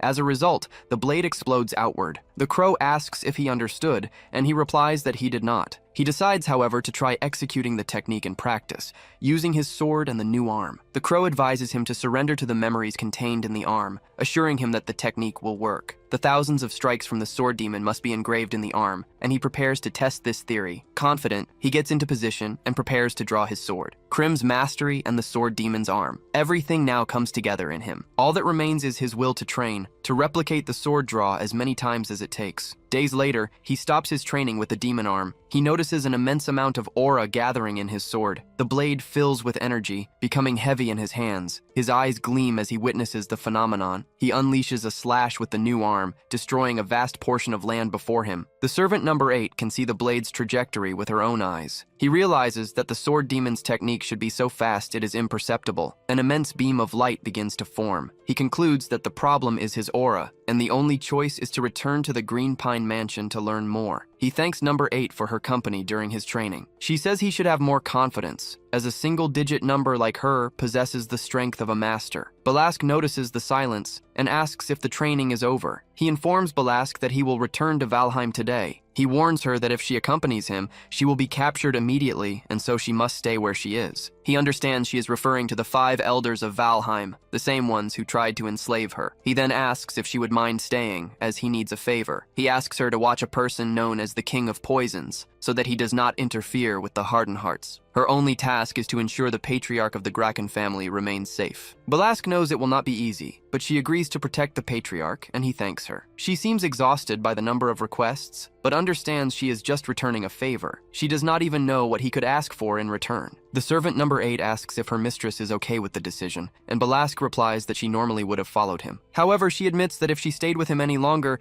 she would start to project the image of her old companions onto Crash. Besides, the problems that follow a man like him would be harmful to her. In the end, she simply prefers to stay home and rest. Still, she fears he will get into some kind of trouble. She states that if that happens, she will show up to return the favor. The butler welcomes Master Crash on his return. Crash asks if anything happened at the mansion during his absence. The butler reports that the main house asked about his whereabouts, and he told them the young master was with Bianca. He explains that he posed as a careless servant in the reports to the main house, making it seem like the truth was discovered through his mistake. As a result, the main house suspected nothing, held him responsible for the failure, and fired him, calming the situation. Crash is pleased with how he handled the situation, noting that the butler remains as efficient as ever. Furthermore, the chief butler will arrive soon for a re-evaluation. The chief butler oversees all of Valheim's butlers, the only one capable of evaluating the direct descendants, and her results determine the treatment of the heirs. Dealing with her is a problem, but he needs the family's influence to steal the dark lunar physique from the Flame Emperor Aslan. That is why he already plans to prove his strength. Also, Lord Darling leaves a message asking him to bring the materials as soon as he returns. He thanks Ariad, who informs him there is one last thing to report. Ariad states that Lady Charlotte is returning. To be more precise, she is in young Master Crash's room, from where she leaps out the window at that very instant. She descends using only her energy and comments that it has been a long time since she last saw her brother Crash. He knew she would show up sooner or later, but he is still surprised. She says she nearly died of boredom from having to wait so long, revealing herself as the fourth daughter of the Valheim family. Charlotte asks if she should have taken longer, since he seems to think so. She states that she could not have taken any longer than this. He feels an overwhelming pressure, and concludes that Charlotte has probably already surpassed the master level. Then, she says she is just kidding, and that she heard he fought like a hero to save his fiancée. She approaches Bianca, who remains asleep and does not wake from the conversation. Seeing her brother back away, she says she is not going to steal his wife. She tells him he does not need to look at her like that, and he replies that he is surprised to have his house invaded without warning. Charlotte scoffs at the way he refers to the house as his own. Then she releases more energy and increases the pressure to intimidate her younger brother. She states that the mansion belongs to the Valheim family, and therefore, it also belongs to her. She says she only came to her own home, and yet he acts with such a pretentious attitude. She says she thought they were close, and that is why she kept his secret. He then asks if she is angry. She reveals she knows about the contract he made with a god to reach the mid-specialist level, and states that Crash has finally grown up. He realizes she has awakened her perception, a mind's eye that sees through everything. She senses something dark in him, which makes him worried. Now he understands why the assassin hound could not defeat her. It is not a mind's eye, but the power to see through the stars. The star eye sees even the world's corruption, and that is why the assassin hound's illusions did not work against her. He imagines the fight against the assassin hound, a battle where the enemy's illusions were completely useless. This means she has seen through his current state and knows about the black flame, a flame that, according to Queen, is only visible to the corruptor himself or to one of his servants. There are few people in the world capable of identifying the power of the world's corruption and seeing the star mark on its servants. He then understands how it works, remembering the black star he saw on the assassin hound's neck. However, he is fundamentally different from them. They are the world's corruption itself, while he only has his aura mixed with it. Most people would just mistake his condition for a simple curse. Apparently, nothing has changed since his return, but he does not lower his guard. He knows that the moment Charlotte discovers he can control the world's corruption, she will try to eliminate him. She declares her intention to try everything to see if he shares the same greed. Then, she asks him to leave Bianca in the room and accompany her to the training grounds. She announces she will test his skills, and her aura already manifests around her. She draws the sword from its sheath, releasing an immense pressure. He never imagined he would fight his sister, who is now on a completely different level. She warns him that she will get angry if he holds back, and demands that he attack her with full force. She supposes he must have learned some new tricks during his absence. He draws his sword from its sheath using the demonic arm. He charges at her at high speed. She taunts him, saying that 3 minutes have passed and he still has not used his sword or enveloped it with his aura. She finds it strange that he wants to attack first, and asks why he is still standing still. Seeing that he will not move, she decides to take the initiative and charges with everything she has. As she charges, he closes his eyes an instant before impact. A heat boils throughout her body, burning the world's corruption to overcome her physical limits. He sees the exact duration of that power surge. He understands that the effect lasts only 1 second. In that instant, he uses the first form of flaming erosion and the flaming strike. Covered in aura, his sister is surprised by his movement. In that moment, the two swords and their energies collide. She sees that Crash attacked with everything from the start of the fight, and yet she remains unharmed. Crash raises the sword above his head and channels energy into his body. Her aura enters its second of activation. Now he unleashes the heavenly sword strike. The attack hits his sister, and her wooden sword flies from her hands. Crash is still holding back, and her wooden sword shatters. Without a real blade, she forges a new weapon with her own aura. She condenses her aura, demonstrating her mastery as a swordswoman, while Crash activates a purple magic in his hand. He uses his ability, and a mouth materializes on the palm of his hand. He activates the Black Hood against his sister, Charlotte Valheim. At his current level, he cannot break through her aura. The aura blade strikes him on the palm of his hand, yet he does not retreat. Despite this, the curse of the Black Hood hits her. In that instant, his sword comes very close to her neck. He then declares that she is captured and that he has won the fight. Crash uses the Black Hood's ability against his own sister. With his current strength, he cannot pierce her aura, but it is enough to make the curse reach her. The girl admits that the attack was unexpected. She reflects that Crash truly managed to touch the flow of her aura, a unique power granted by the gods, an immense current that envelops her body at all times, an absolute barrier that no one weaker or at her same level has ever touched. Crash is the first,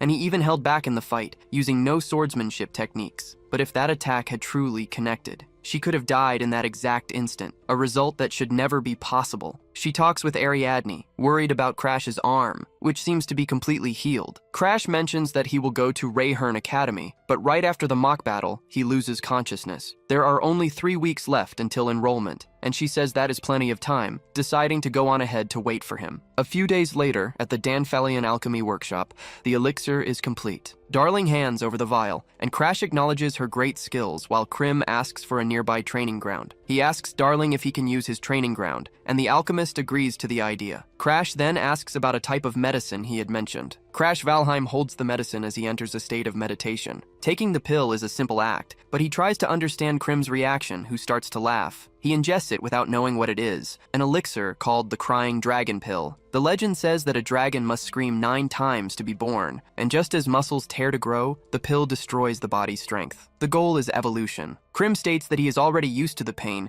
and will endure the pill to become stronger. At that moment, the crow lets out a loud laugh. Crash starts to feel an internal heat, but for now, the sensation is not unbearable. He remembers having felt like he was inside a furnace, and the current heat seems mild in comparison. He says he has been through worse, and mocks the crow for thinking he could not endure this pain. The crow asks what kind of life he has lived, and Crash replies that he cannot explain. He reaches a point where he absorbs as much as he can, and the more he concentrates, the higher the absorption rate. Krim notes that his concentration is truly incredible. After all, this is a man who endured the agony of his organs burning and his nerves being remade. Of all the returners Krim has ever seen, he is the most different. Enduring this pain is what makes him obsessed with his goals, and if one day he reaches his limit, Krim will be forced to lift him up again, because that is the promise the two of them made. The protagonist feels as if he is submerged, realizing the nature of his aura. What was once a mere puddle has now transformed into a vast lake. Before, he could only refine the quality of his aura with secret techniques, and there was a clear limit to the increase of his total energy. But after the Weeping Dragon Pill,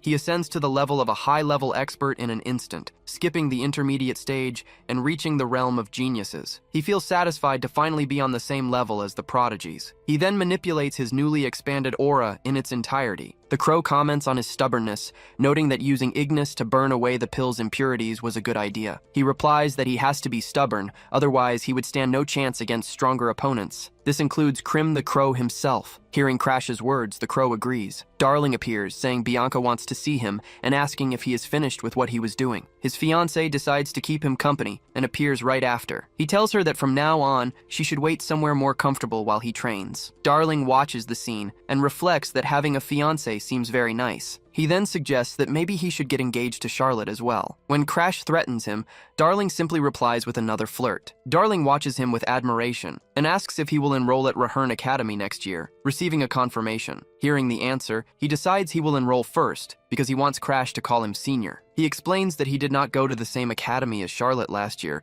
because the institution requires very high grades. Students only advance to the next grade if they do not fail their exams, and he asks if Crash is ready to enroll. He concludes that this is the perfect chance to be by Charlotte and Crash's side. Crash asks if his sister will also go to the academy, as he thought she was busy fighting corruption around the world. Darling admits it is just a hunch, and that he does not actually know if Charlotte will really enroll this year. He then hugs Crash, telling him not to feel lonely, because time will fly by and they will meet at the academy. Crash reacts with disgust, ordering Darling Danfalian to get away from him immediately. At that moment, the headmaid arrives for a visit. She announces that Lord Crash has returned to the Green Pine Mansion. She turns to a subordinate and gives an order. He is to inform the Green Pine Mansion mansion that Lord Crash's examination will be held in 1 week. She stares at her reflection in a sword's blade, her expression filled with great expectation. The head maid takes her leave, letting out a restrained laugh. She states that she is looking forward to the examination and to witnessing how much Crash has grown. Arriving at the Green Pine mansion, Crash is met with a surprise. He comes face to face with the head maid herself. He greets her formally and asks how she is doing. He reveals that the woman is his great-aunt, Catherine Valhern. He comments that he heard about the need to retake the exam, even after defeating the master-level killer dog. He attributes the victory to luck and concludes that he cannot avoid that conversation. She presumes that if he cannot reach Charlotte's level, he will give up the position of family head. The prospect of having to give up the position leaves him in shock. With the world's destruction by corruption approaching, strength becomes more important than lineage, ushering in an era where the strong, even commoners, can become emperors. Although it is natural that such a future cannot be imagined now, the current situation is so trivial it is almost comical. He begins to laugh, leading his great-aunt Catherine to question the reason. He questions if becoming the head of Valheim is a challenge worthy of the strong, and decides to proceed with the exam. His question offends Catherine. To her, he seems like a completely different person from who he was a year ago. He states he has already reached the expert level, and that he will pass the exam if he can force a master to retreat a single step. He does not believe it will all end with a single step, but tells her that as a master there is no reason to worry. The hero begins to draw his sword from its sheath. He takes a stance that surprises his great-aunt as he unsheathes the blade. It is a fast draw technique, reminiscent of the sword demon's stance. That man's fast draw was unmatched, but he is no longer among the living. She is in shock as she witnesses the hero's movement. The hero channels a powerful aura, which vibrates intensely inside the sheath. There is no doubt, that is the sword demon's stance. She sees the spirit of the sword demon manifest behind him, and then she understands everything. The hero grits his teeth and exhales, releasing a burst of mana as he draws the sword from its sheath. He uses the first sword technique and unleashes the strike. The waves of energy surge toward Catherine, who reacts by drawing her own sword. She grips the sword firmly and acknowledges that his move was good. She wonders where he learned such a technique. She positions the sword in front of her, preparing to block. She moves her blade to intercept the hero's attack. With a single slash, she dispels the wave of energy and states that he is no longer the same person. The clash of the blows generates a powerful shockwave. She smiles upon realizing she is unharmed, but in that same instant, something surprises her. Her sword shatters completely. Even though it is an ancient blade, she cannot believe what she sees and declares that he has passed. She reinforces the result,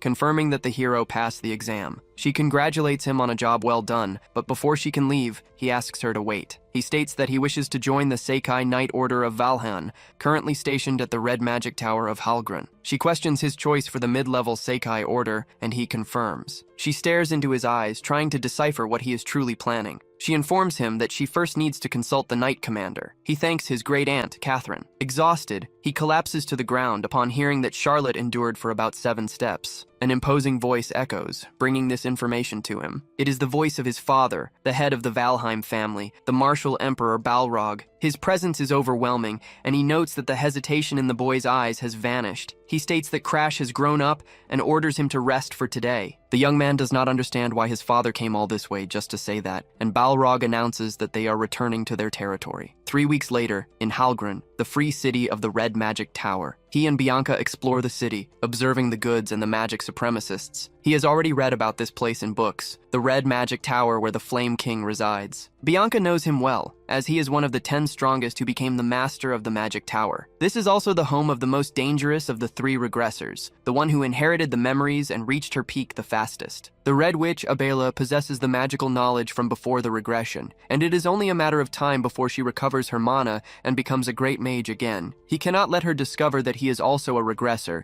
so he needs to get out of there as soon as possible once his business is finished. He enters a famous shop, known to only a few for the food it serves daily. He approaches Lilina to discuss the master's potion, a maid serving Aslan of the Egret family. He notices that she has not changed at all. She hopes that Master Aslan will be pleased, and the crow notes that the maid with the bright hair is Lilina. He has ordered Crimson to follow the maid with the bright hair to gather information. While they wait, they decide to eat. Afterward, he takes Bianca back and waits for Krim. At that moment, Krim appears, flying in. He asks how the mission went, and the crow begins to report. After the events at the mansion, the grandson of the Flame Emperor, Aslan Egret, Crimson reports that he took his own life. The face of Aslan Ygritte is revealed after the act. People rush to cut the rope as soon as they find his body. A young woman cries upon seeing the body of Lord Aslan Ygritte. His mother begs for them to let her join him. She states that she no longer has any reason to keep living. The girl offers food to the crow, but the attempts to kill him pile up. The week before last it was poison, and last week a hanging. If this continues, the next attempt could be fatal. Suddenly, a voice emerges, offering help to solve the problem. She asks who is there and notices her crow, Krim, is fatter, a sign that someone has been feeding him. Our hero reveals himself, accompanied by his own crow, and introduces himself as Crash, the youngest son of the Valheim family. She recognizes the name of the most powerful martial family in the kingdom of Starlon, and questions why the son of such a prestigious house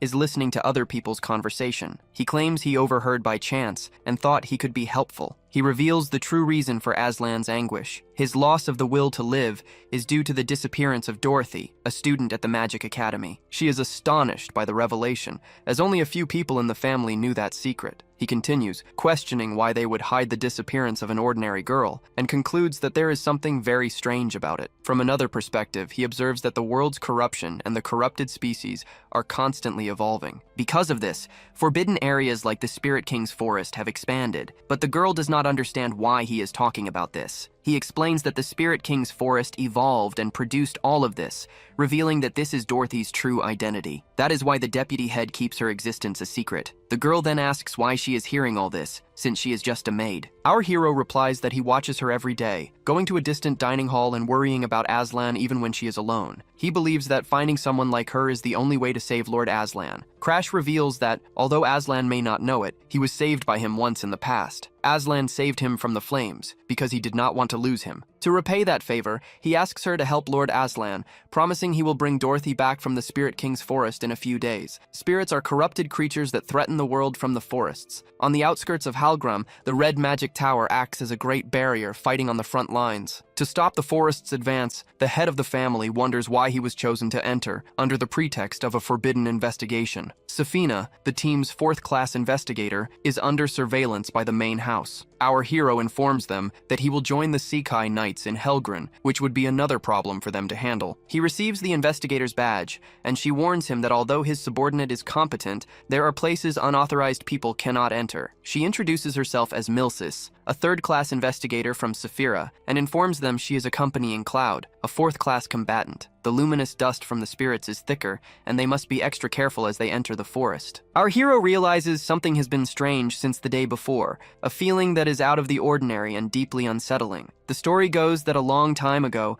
a subordinate of the Ygritte family led a spirit out of the forest. That subordinate and the spirit traveled the world, giving rise to the story of the first spiritualist. Our hero recognizes the legend of the chaos spirit and its spiritualist. In that instant, a monster emerges from the shadows behind him, growling the name Agni. The story goes that when the first spiritualist left this world, the chaos spirit did not understand and believed it had been abandoned. The spirit lost control and destroyed an entire city in a single night. The Ygritte family took responsibility, but since then, making contracts with spirits has become taboo. They came to be treated as creatures to be exterminated. Kryn states that his goal is to return to the forest and recover his original form. The creature seems to have lost all reason. Now only pure aggression remains in this chaotic spirit. The subordinate is just a child, so he decides to handle the problem himself. However, his current body has no combat skills, and his only option is to flee. Several attacks are launched against the creature. He realizes he does not need to flee and attacks with his sword. After all, he is the one who defeated the spirit of chaos in his previous life. He thanks the creature for guiding him to the entrance of the forest. He charges at the creature and, using his sixth sense,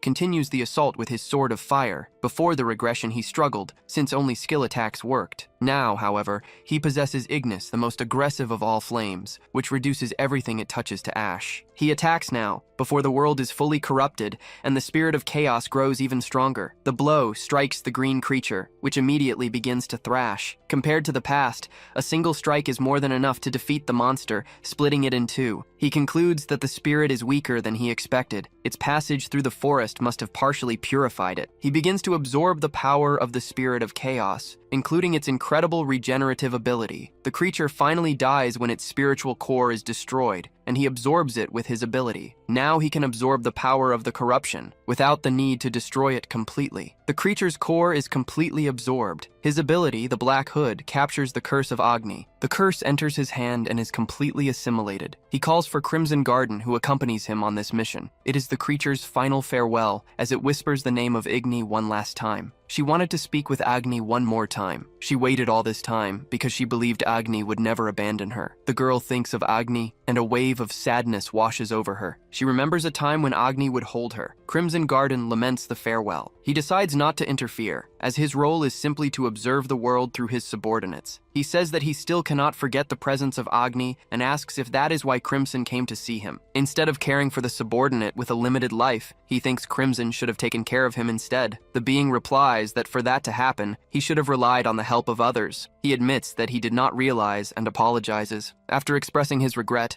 he vanishes into thin air, and the crow returns, feeling lighter. The girl, Lilina, asks if the crow is not well fed and if he can see Lord Aslan. Lilina asks if he has found a way to locate Dorothy, and he confirms that he has. To summon her, he will need the help of Miss Lilina and Lord Aslan. He will give her an artifact capable of bypassing the mansion's defensive magic. When everyone is asleep, he will go to Lord Aslan's room. Because he possesses the dark lunar physique, his day and night cycles are reversed. At that moment, he hears someone enter and thinks it is Dorothy. The hero realizes that the man is completely distraught from insomnia. He then asks if Aslan wishes to see Dorothy. Aslan Ygritte replies without hesitation that he needs to see her immediately. The hero states he can grant his wish, but only if he sacrifices everything. Aslan assures him he will do anything, and the hero declares the deal is sealed. First, he must give up the dark lunar physique. Then, he must promise to sacrifice himself in the spirit forest within a few days. In exchange, he will bring Dorothy back to life. The hero demands that he give up the dark lunar physique and promise to sacrifice himself in a spirit forest in a few days. Only then will he bring Dorothy back from the dead. Hearing the proposal, cornered,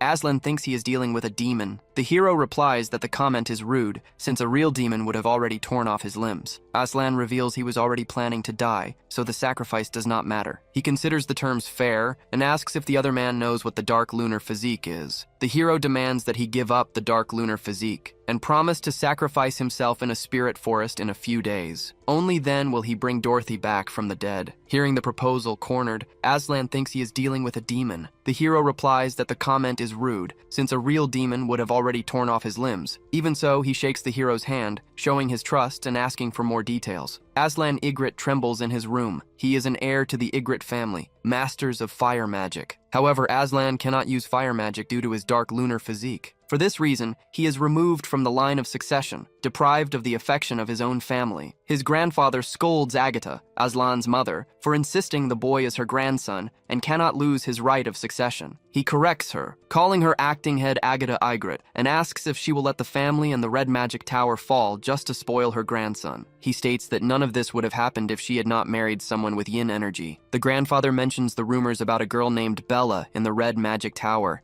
a young woman with great talent for fire magic. He suggests that if she does not intend to have another child, she should adopt the girl as her own daughter. Before leaving, he asks harshly if Agatha Ygritte understood his orders. Then he turns to Aslan and calls him a useless boy. He adds that if his grandson had at least half of Bella's talent, he could be the successor. Young Aslan promises to work harder in his training, hoping his grandfather will acknowledge him. His mother warns him that effort will not be enough, reminding him that his grandfather even eliminated Aslan's own father. From that moment on, she says he needs to fight as if his life depends on it, just to survive. From that day forward, to ensure Aslan would not be eliminated, acting head Agatha began to treat her beloved son with extreme harshness. That is why, in the future, Aslan became the man the hero met. A man who cried out for vengeance, his body entirely covered in wraps and bandages. Driven only by family, the grandfather moves to take revenge on the Flame King, who took something precious from him. After burning the dark physique along with his own body, Aslan abandons his family and becomes the Emperor of Flames, surpassing his grandfather. Aslan's mother flees the scene in desperation, while the grandfather tries to eliminate his son. Suddenly, someone appears, leaping over his horse. The figure strikes with a heavy sword, interrupting the Flame King's blow and saving Aslan. His intervention seeks to prevent Aslan from being hit by the flame strike. He draws an enormous sword from its sheath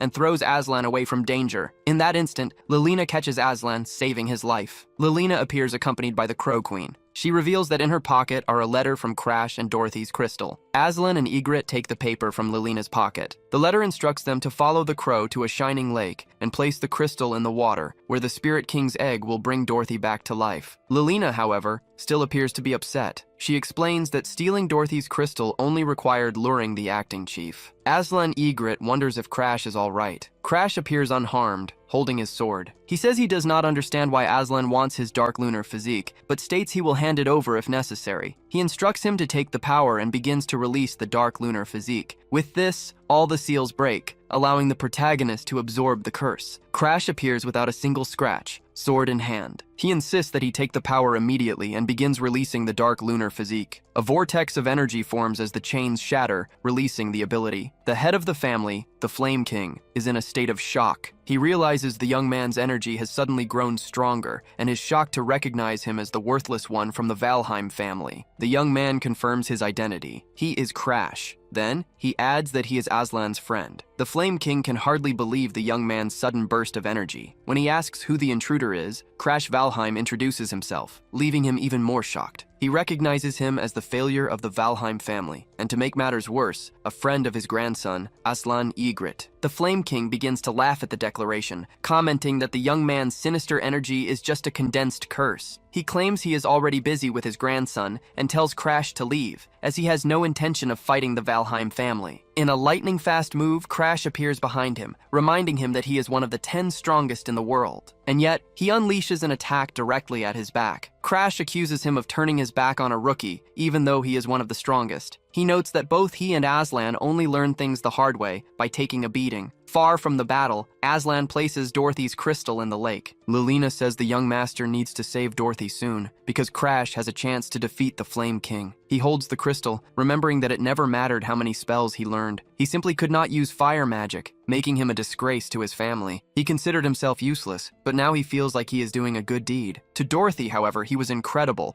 and she always asked if he was a genius. In his memories, the girl asks if he is a genius. He noticed that even though the formula was the same, her magic was very stable. He would tell her anyone at the academy could do that, but she insisted she was a failure. That is why she asked Aslan and Igor to teach her the spells from the grimoires. As payment, she would offer food from her favorite restaurant, but he saw himself as a worthless mage because he could not use magic. To someone who thought that way, Dorothy was a mysterious presence. He wondered why Dorothy wanted to use magic so badly. She thought it was fun, but he did not feel the same way. When she asked why he studied magic, he replies that it was only natural, being the son of a prestigious family. She argues that magic is difficult, and children are honest, so they cannot do something they do not want to, even when forced. In the beginning, Aslan also found magic fun, and his mother supported him. In his memories, his mother would tell him that magic would become an indispensable part of his life. He remembers that just like Dorothy, he also loved magic when he was a child. It was thanks to Dorothy that he could once again love the magic he had come to hate. He taps Dorothy on the shoulder and calls her name. The instant she turns, he kisses her. He tells her he likes her, and the girl turns completely red. She accuses him of doing things in the wrong order, but to him, she was the one who gave him a reason to live. Now, the paper airplane she used to throw is on fire. She taught him about love and was the most important person in his life until the day she died. In her sacrifice, she was happy that she had managed to save Aslan. He screams and cries while Agatha asks if her son is all right. The spirit involved in the terrorist attack is now sealed in the crystal. He insists that Dorothy was not a terrorist, but was actually trying to stop the attack. He explains that when the illegal society attacked the academy and set it on fire, she was the one who evacuated the students and protected him. The crowd is enraged that he is defending the spirit, unable to believe such words are coming from the Egret family. His mother asks if he understands what he is saying, but he cannot stop crying for Dorothy. Looking at his reflection in the lake, he begins to see Dorothy's hair. Finally, her body emerges from the water. He embraces her, declaring she is the person he loves most in the world. They realize the Walrun have received God's blessing to give birth to another monster. The Flame King comments that his speed is not bad for a novice, already at a master's level. However, he cannot allow the boy to advance any further. The moment he goes to cast a spell, he hears a great crash behind them. The crow arrives, bringing news to Crash. He reports that the spirit has revived. The 3-second penalty corrupting his body is neutralized,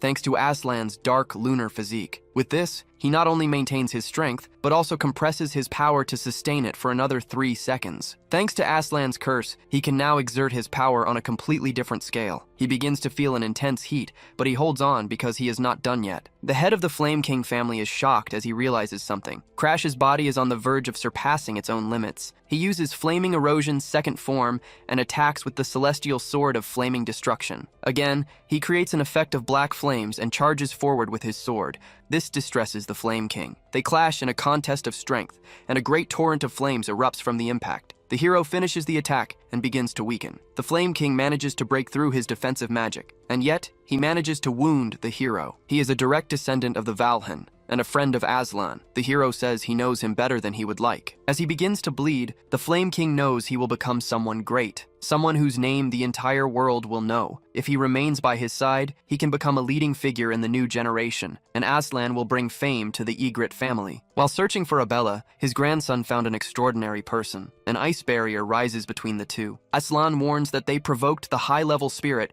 and that it is dangerous to stay there. The Flame King finds the situation strange. With his sword broken, the hero tells him to leave, asking if he has any idea how many lives will be sacrificed if the castle collapses. He tells Adolf Egret, the Flame King, that he is leaving the high-level spirit in his care. Adolf begins to laugh in despair. He becomes furious with the protagonist, who flees the scene. He, the crow, and the others leave the place behind. Adolf asks what he just said, and the hero replies that the situation is exactly what it looks like. He warns Adolf Egret, the Flame King, that many lives will be lost if the castle falls. He leaves the high-level spirit for the king to face. The decision leaves the old king in shock, as everyone escapes the location. The entire group, along with the horse, enters a magical teleportation circle. Lilina says this is what he gets for being reckless, and that he has no chance against one of the 10 strongest in the world. The hero replies that an opportunity like this does not come around every day. Aslan says that he now owes the protagonist a favor. He asks what they will do now, and Aslan reveals that his dark lunar physique is gone, so he intends to return to training his family's fire magic. He chooses the harder path, aware that the patriarch will not accept it,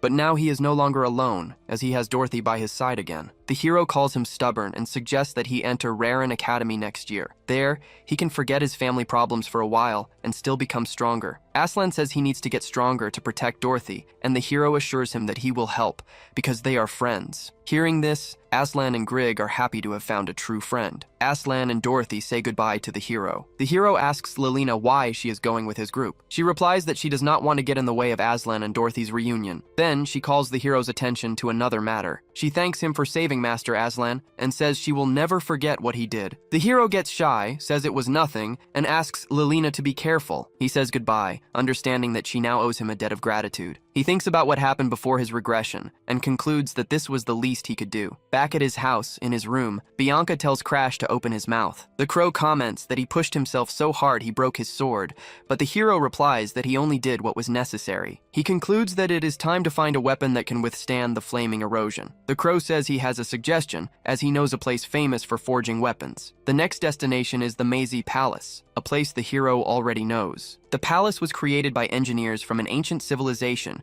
to forge weapons capable of rivaling the corruption of the mechanical palace, and built by a dwarf known as the World Eater. The palace autonomously mines and processes underground resources, creating infinite treasures. This attracts adventurers from all over the world, who thrive on the byproducts of the place and give rise to the city of Lavara. The deeper one goes, the rarer the treasures, leading explorers to form teams for the challenge. However, no one can get past the 8th floor because of a ghost that wanders the area carrying a head and a sword. His name is Rakuten, former leader of the Black Lions and a figure admired by all. Due to the ability that gives the palace life, he cannot die. He wields the legendary sword Amaboshi and continues to wander the 8th floor. Last time, Locken got lucky and found the sword, but he died upon entering the forbidden area where Charlotte was. But this time will be different. He will defeat Rakuten on his own and take his sword. Before his regression, he spent an entire year in the Maisie Palace with Annix's group. They went there after hearing that Locken had found the sword, but when they arrived, they only found a piece of trash who called himself the king of the place. They lost an entire year because of that bastard. He was the one who controlled the branches and attacked Locken. Anik states the man's fragile body will not last much longer and that they need to leave, but she continues to torture him without stopping. Anik justifies that Crash is kind, but it was that piece of trash who tried to eliminate them first, and that is why she is now teaching him a lesson. This place is a lawless land, so there is no punishment. They knew exactly who they were dealing with when they messed with the Guardians. This all happens because of the boy from the Fendel Road faction, the one who declared he would defeat Hakuten. He warns him not to get arrogant just for being from Valhalla, but the hero replies that it is their fault no one wants to join their group. The leader of the Fendel Road faction is Fendel himself, who proclaims himself the king of the palace. He is a boy who has not changed at all with the timeline, always claiming to be kind and demanding an apology. Fendel claims the hero has just reached the high expert level and therefore has no chance of defeating him. The hero replies that being almost a master is already impressive and that he could recommend him for the Order of Valren. Even as a commoner, he possesses the skills of a near master, and the hero asks if he wants to become a Valren knight. Fendel is visibly tempted by the idea of becoming a Valren knight. If he becomes a Valren knight, even the nobles who humiliated him will kneel, as he has already gained both strength and money in the palace. He asks if the offer is serious, and the hero confirms, saying he can take his entire group and give them all an order. The group's name will be the Mutt Squad, because they are like dogs. Fendel becomes furious upon hearing the hero's words. After all, he proclaims himself a king, yet a single chance for advancement gets him excited over a pathetic promotion. Fendel warns him that it is better not to make him an enemy if he wants to pass the 8th floor. The hero retorts that if he beats him up, everyone will immediately want to join his group. Born to privilege, he does not know how to gauge an opponent's strength and has no idea what it means to live without protection. Fendel asks if the hero's family will come after him if he fights and wins. The hero replies no, because Fendel will not even be able to touch him during the fight. The hero prepares to face Fendel, who swears to eliminate him no matter what happens. He charges at the protagonist, who begins to draw his sword. The hero unsheathes the blade and defends against Fendel's attack. Fendel notices he is using a black iron sword, as expected from a Valheim swordsman. Fendel believes he was just lucky to block the blow, as he considers himself superior in both strength and aura. Fendel attacks again, but the protagonist counters with his sword, deflecting the blow. Fendel intends to leave a mark on his neck that he will never forget. A flurry of attacks rushes toward the hero. The hero unleashes a spinning strike that repels Fendel. He realizes that was not luck. The counterattack was calculated, based on pure experience. The hero uses fire magic on his sword, a skill worthy of a direct heir of Valheim. He strikes with the flaming sword, but Fendel dodges, proving he also possesses skill. Fendel imbues his sword with green lightning and vows to show why he became the king of this place. He dashes forward at high speed, green lightning enveloping his body. The attack collides with the protagonist, who blocks the impact with his iron claw. The hero blocks the attack with a visibly heavy sword. Wielding a weapon like that demands great experience, and everyone wonders how such a young boy can wield it. The hero knows every trick and strike, a result of the countless times he challenged Onyx before his regression. His opponent threatens him, saying he will teach him a lesson. He declares he will cut him in half, along with his sword, as he summons a lightning dragon. The girl watching the fight believes he will use the green lightning dragon magic to eliminate the Valheim heir. The hero takes a deep breath, preparing his defense. He uses flaming erosion and unleashes a slash an instant before Frendel strikes. The blow hits Frendel, who is left stunned, and in that moment the hero leaps. He uses the secret move, Heavy Kick, launching Frendel into the air. Struck by a powerful kick to the face, he flies through the air, consumed by pain. Everyone realizes the nobleman is stronger and can defeat Frendel, the king of the palace. The hero introduces himself as Crash Valheim. He announces he will ascend to the 8th floor to defeat Hakuten and asks who wants to join his team. He introduces himself, declaring his goal to defeat Hakuten on the 8th floor, and states that he is looking for allies. He says that anyone who wants to go with him, clear the 8th floor and change history is welcome. The crowd comments on the Valheim descendant's victory and questions if he can truly defeat Hakuten. In the crowd, a girl considers joining his team. She watches him, remembering how he pushed himself since he was young, and how he continues to do so even now. That is why she herself could never break the barrier to reach the master level. As she laments, a man named Derek approaches and asks if she's going to sign up. Derek says that despite his bad feeling, this is their last chance, and asks why she is still hesitating. Even though Frendel was defeated by Hakuten and Icarus, he grew complacent just by reaching the 8th floor. He created a team in name only, the Frendel Road faction, and spent 5 years wasting time. But Derek knows Locke is different. He remembers that while everyone else just watched the defeat against Hakuten, she trained hard every single day. The girl sighs, agreeing with his words. She grips the hilt of her sword tightly and affirms that she will not stop. She decides that even if disaster stands in her way, she will move forward. The next day dawns. Crash waits for the last light of Maze Palace. If Frendel is the darkness of the palace, Lacradion is the light. In the past, she was a master-level expert and a great rival to the challengers. Before the regression, the last time he saw her, she had given up swordsmanship and was selling fruit at the market. Crash knows he cannot let Frendel go unpunished and wants revenge. He wants to steal Frendel's ability called Lioner, a lightning technique. To do that, he first needs to become the target of Frendel's jealousy. The hero is determined to fulfill the second condition as well. They will meet often in Maze Palace, so unlocking everything is just a matter of time. The crow knows his intention is to enter the palace, but reminds him that it can only be done after gathering the team members. The moment he decides to gather his members, a figure appears before him. It is Lacradion, the light of the Maze Palace, who asks if she can join him to conquer the 8th floor. He says there is no problem, as long as she is ready to become an enemy of Fendal. Lacradion agrees, declaring that they are just cowards defeated by Hakuten. Even after her defeat, she wishes to challenge the 8th floor again to change herself. He then welcomes Lacradion, the light of the palace. She asks him how he knows her name. He explains that he researched her name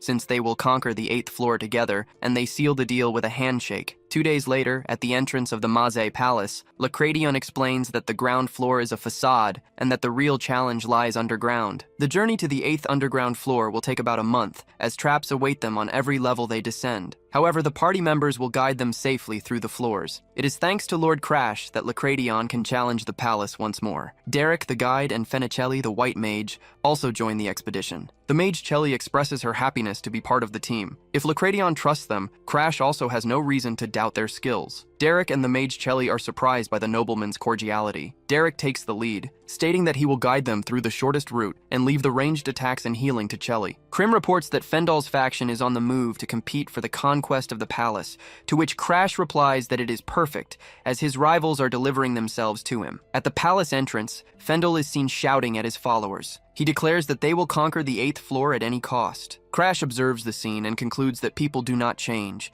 as Fendal is still the same as in his previous life. The group begins its descent down a long spiral staircase. They notice the strange presence of windows, even though they are underground. Lacradion points to a door and warns that beyond it lies the first underground floor. On this floor, they will face monsters known as clockwork rabbits. Crash then asks Lacradion to show what she is capable of. The moment the door opens, red eyes glow in the darkness. Several rabbits emerge from the shadows, each holding a golden watch. One of them stands out with a grotesque face and red eyes. The creature opens its face, which transforms into a gaping maw, and it lets out a scream. Lacradion charges at the creature, sword in hand. Her charge is so fast that she seems to disappear for an instant. She unleashes a succession of swift cuts, eliminating the rabbits with ease. Lacradion shows a new determination to conquer the floors this time. Crash watches in surprise, as none of her movements are wasted. Compared to Fendal, Lacradion's fighting style is direct. The difference between the basic level and a master's domain is his next objective, and this is the perfect opportunity to observe it with his own eyes. So far, he has elevated his power by stealing abilities and using elixirs of the secret arts, reaching a level where he can fight a master. However, a master's domain must be achieved through personal effort. Wanting more strength is pointless if he cannot even master the basics. His attempts to imitate geniuses are useless. Lacradion, however, is different, as she built her foundation with sincere training. She reached the level of a master, and for that reason, he has a favor to ask her. He proposes that if they reach the 8th floor, he can train with her every day, using only swords and no aura to conserve her strength. The girl reacts with surprise to his request. Derek states that the idea is reckless, but she agrees anyway. The group continues to advance, and Derek laments that she accepted the proposal at such a crucial moment. Lacradion replies that his eyes were convincing. She sees in his eyes an ambition for even greater heights. Faced with a look like that, coming from someone who seeks more power, she could not refuse. The group gathers and decides to press on toward the upper floors. Outside, a figure screams, cursing the name of Valhalla. A person with a tail declares that they will go after what belongs to them. In that instant, the tigress's fury turns against the hero. He states that the Thunderstar is his, and he will not accept handing it over to Crash. The hero and his group arrive on the 6th floor of the Maze Palace. He and Lacradion fight together, demonstrating perfect synergy. More than a month has passed since they arrived at the palace, and Lacradion has proven strong enough to conquer the floors on her own. As a result, Dereki and the mage Chelly have barely had a chance to participate in the fight. The stamina of the two seems endless. They reach the 6th floor without stopping, energized ever since they started training together. In Lacradion's view, Crash shows a constant eagerness to learn. Since he lacks the basics, the hero decides he will steal everything she knows. The girl is in shock upon hearing his declaration, as it is unusual for one swordsman to try and steal another's techniques. Normally, a swordsman's pride would make him hate such an attitude. In Crash's eyes, however, there is no hesitation. For the sake of getting stronger, he is able to cast aside his pride to overcome the power gap with Fendel. She realizes that if she follows Crash's example, she too can become even stronger. At that moment, Lacradian asks the hero why he so desperately wants to become stronger. Derek interrupts, warning that the 7th floor is just ahead and that there is no time to waste. The hero then reveals the reason: the destruction of the world. He wonders if he is capable of preventing this destiny with his own power. Derek questions what the brat is talking about with the destruction of the world. He scoffs, saying that to imagine such a thing, the hero must still have a childish side. Lacradion, however, knows it was not a joke. Crash's eyes were too serious. Those eyes carry the absolute conviction that the world will be destroyed. Inspired by this certainty, she decides she will also give her all for his goal. The closeness between Lack and Crash does not go unnoticed by Derek. He informs Crash that they have reached the 7th mechanical labyrinth and warns him to prepare. Countless traps and monsters await them, and the labyrinth walls move on their own, making it vital to use their observation skills so they do not get lost. Our hero, however, claims there is no reason to worry. After all, Derek is an excellent guide who will lead them to the 8th floor by the easiest route. At that exact moment, all the labyrinth walls begin to move, threatening to separate the group. Lack apologizes to Crash, as she deduces this is a cowardly trick by the Fendel faction, who knows every inch of the maze palace. She was already expecting a trap on this floor, and so getting separated from the guide would be the worst possible scenario. However, our hero knows exactly how to handle the situation. The girl wonders what he means by that. He reveals that he will use one of his skills to escape the labyrinth. In return, he asks her to carry him, as the technique requires immense concentration. The girl puts him on her back and dashes down the corridor without hesitation. He instructs her to turn right in 500 meters. Running at high speed, she obeys him and turns left at the next junction. The walls, once black, now turn red, a sign that they are approaching the exit, and his instructions are even more precise than their guide Derek's. She begins to realize how many other talents he is still hiding. As she runs, the hero steadies himself on her back. Suddenly, the crow warns of a nearby presence and tells Crash to stop, causing both of them to hold their breath. Noticing something,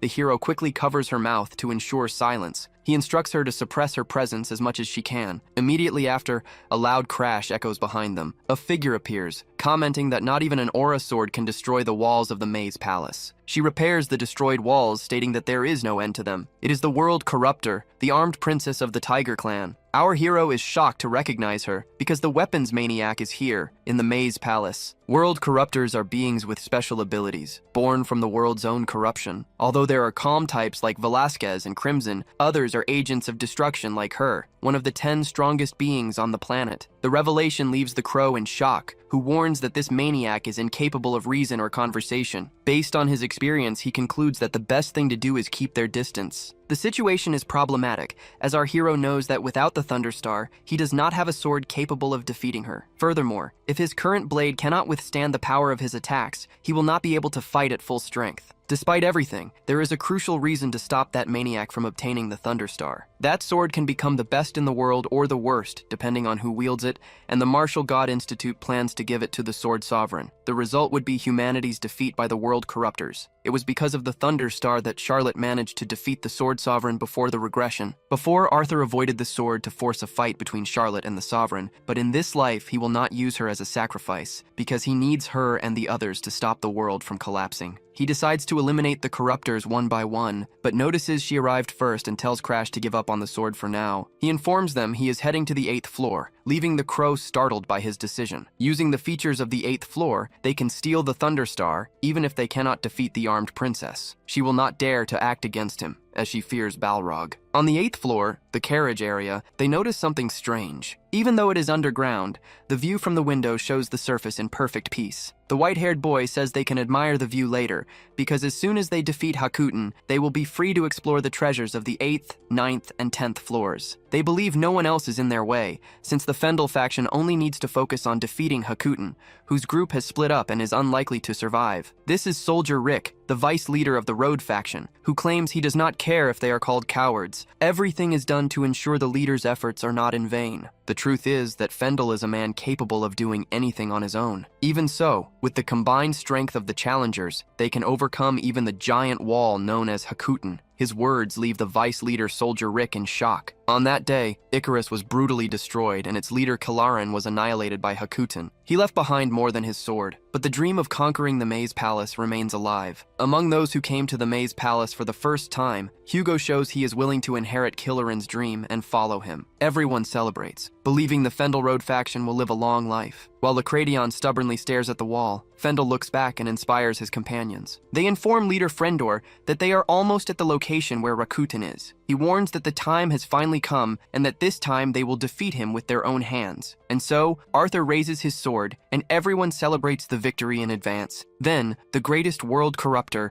the weapons maniac, appears before them. Her eyes fixate on the sword and obsession takes over. The three members of the Frendor Road faction freeze in shock at the sight of her. Their entire bodies scream danger, paralyzing them on the spot while their minds command them to run. The Tigress destroys her enemies in a matter of seconds. She licks her lips, commenting that it was not bad at all. Her attention turns to the sword, and she wonders what kind of weapon it is. The trio remains in shock, their bodies unable to move. He tries to warn his men, but his voice comes out cold and tense. The instant he orders a retreat, it is already too late, and many are eliminated. Still, he manages to raise his sword to defend himself from the Tigress's attack. Even so, his body trembles before the enemy's overwhelming power. The Tigress notices he let his companions escape first, acknowledging his good instincts. However, they cannot escape the shadow clones, created to eliminate what she considers trash. No weapon can stand against them. She claims that by now, his companions are likely already dead. He has only one chance, so he stays on the defensive, keeping his guard up. Suddenly, she is surprised by something he is doing. An intense light erupts from Fendel. He leaps and uses his lightning ability, blinding the Tigress. Green lightning begins to course through the black blade of his sword. He knows that if he bets everything on this strike, he will have no strength left to face Hakuten, but if he does not defeat them now, there will be no second chance. He uses the Thunderwolf's pillage. A massive wolf of green lightning charges at her, and he manages to land a cut. His eyes widen, believing he has won, but in that instant, a deep gash appears on his neck. He can barely process that he has been hit. She understands this is the sword's ability. As her neck begins to regenerate, the technique nullifies the senses of everyone nearby except for the user. Her neck regenerates completely. She asks if he really underestimated her, thinking such an attack would work against the woman of world corruption. His neck is severely wounded. He is defeated. The damage she took was transferred to him with an overwhelming force that defies logic. Now that he has spent all his aura on the attack, he has nothing left. He tries to offer his sword in exchange for his friend's safety, but she informs him they are all already dead. She unleashes another attack, as he laments not being able to face Hakuten again. He wonders if this is the end, as he watches her charge a final special attack. Lacradion arrives to help his comrades and questions Fendel's expression, reminding him that he is their leader. She calls him pathetic, but suddenly begins to writhe on the ground. In that moment, he sees Crash Valhan arrive to save him, attacking the girl. Crash tells Fendel to get out of the way and points his sword at the woman. She recognizes him as a direct descendant of the Valhans and declares that she wants the Thunder Star sword. He notices she has barely taken any damage, even after being hit by the flame erosion slash. She wonders what kind of idiot would face her alone, as the hero watches Sifendel retreat. She then asks Crash what he did, since her damage reflection did not work. He explains that he cannot avoid this fight. Sifendel is the target, and he will not let her steal the ability. He is trying to collect it before the world is destroyed, which is why he had no choice but to intervene. He wants to use his memories from before the regression to avoid combat as much as possible, while he tells the armed princess that the Thunder Star is his and she should give up. She is in shock when she hears him say her name, Tridelphia. Knowing her real name means he is also a world corruptor. That is why her ability did not work, because he also manipulates corruption. Feeling deceived, she demands to know his true identity, guessing he is someone from whom she once stole a weapon. He accuses her of meowing like a noisy kitten and unleashes a flaming attack. In response, he executes a spinning attack with his flaming sword. In that instant, she throws multiple daggers at him. He dodges all the blades while spreading fire across the area. Shocked that he dodged her attacks, she wields an axe. She strikes with the axe, but he blocks the impact with his sword. Next, she activates her ability, and her hair turns red. She realizes he dodges her strikes as if he knows exactly what weapons she possesses. She questions why he is using more corruption power and what he is truly hiding. Her objective was to avoid any involvement with the martial Emperor Balrog. Thus, she intended to avoid an all-out fight against an unknown enemy. However, she feels that something is wrong, and her instincts scream that she must eliminate him now, at any cost. He realizes the time he bought is running out, and that only one last door remains. Belokim risked his life to obtain the Thunder Star, but this man got it by chance, thanks to the Mazaya Palace's self-repairing ability. Destroying the palace interior is almost impossible, and that is why no one knows the 8th floor is a real-world field. He notices that unlike the other floors, the 8th floor carriages burned by Ignis do not regenerate, and the burned doors simply disappear. The last door is right behind him,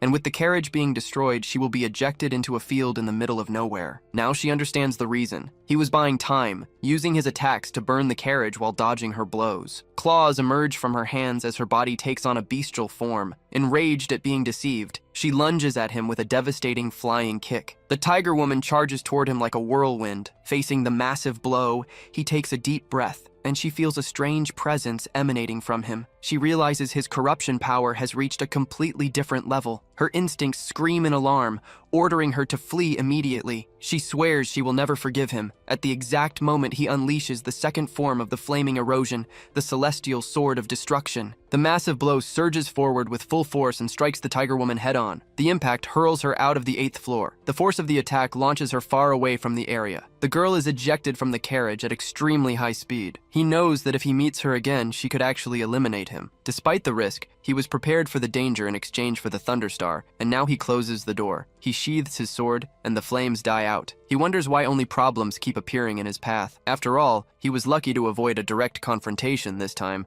but he knows the next time will not be easy and that he needs to get stronger. The crow asks how he managed to defeat the maniacal armed princess. He ignores the question and asks what happened to Lacradion, but the crow just tells him to see for himself. Upon finding Fendel injured and being tended to, he demands to know what happened while he was away. Fendel tried to save him and ended up wounded by a clone, which disappeared the exact moment the main body was defeated. He stares at Fendel on the ground, defeated after sacrificing himself to save his comrades. He is shocked to realize that Fendel saved Lacradion. Before the regression, he was a good-for-nothing from the Maze Palace who mistreated his comrades and abandoned lives without remorse. Since Fendel was an obstacle in his past life, and also in this one, he assumed that nothing had changed since before the regression. But in judging him this way, he realizes he is not so different from Arthur.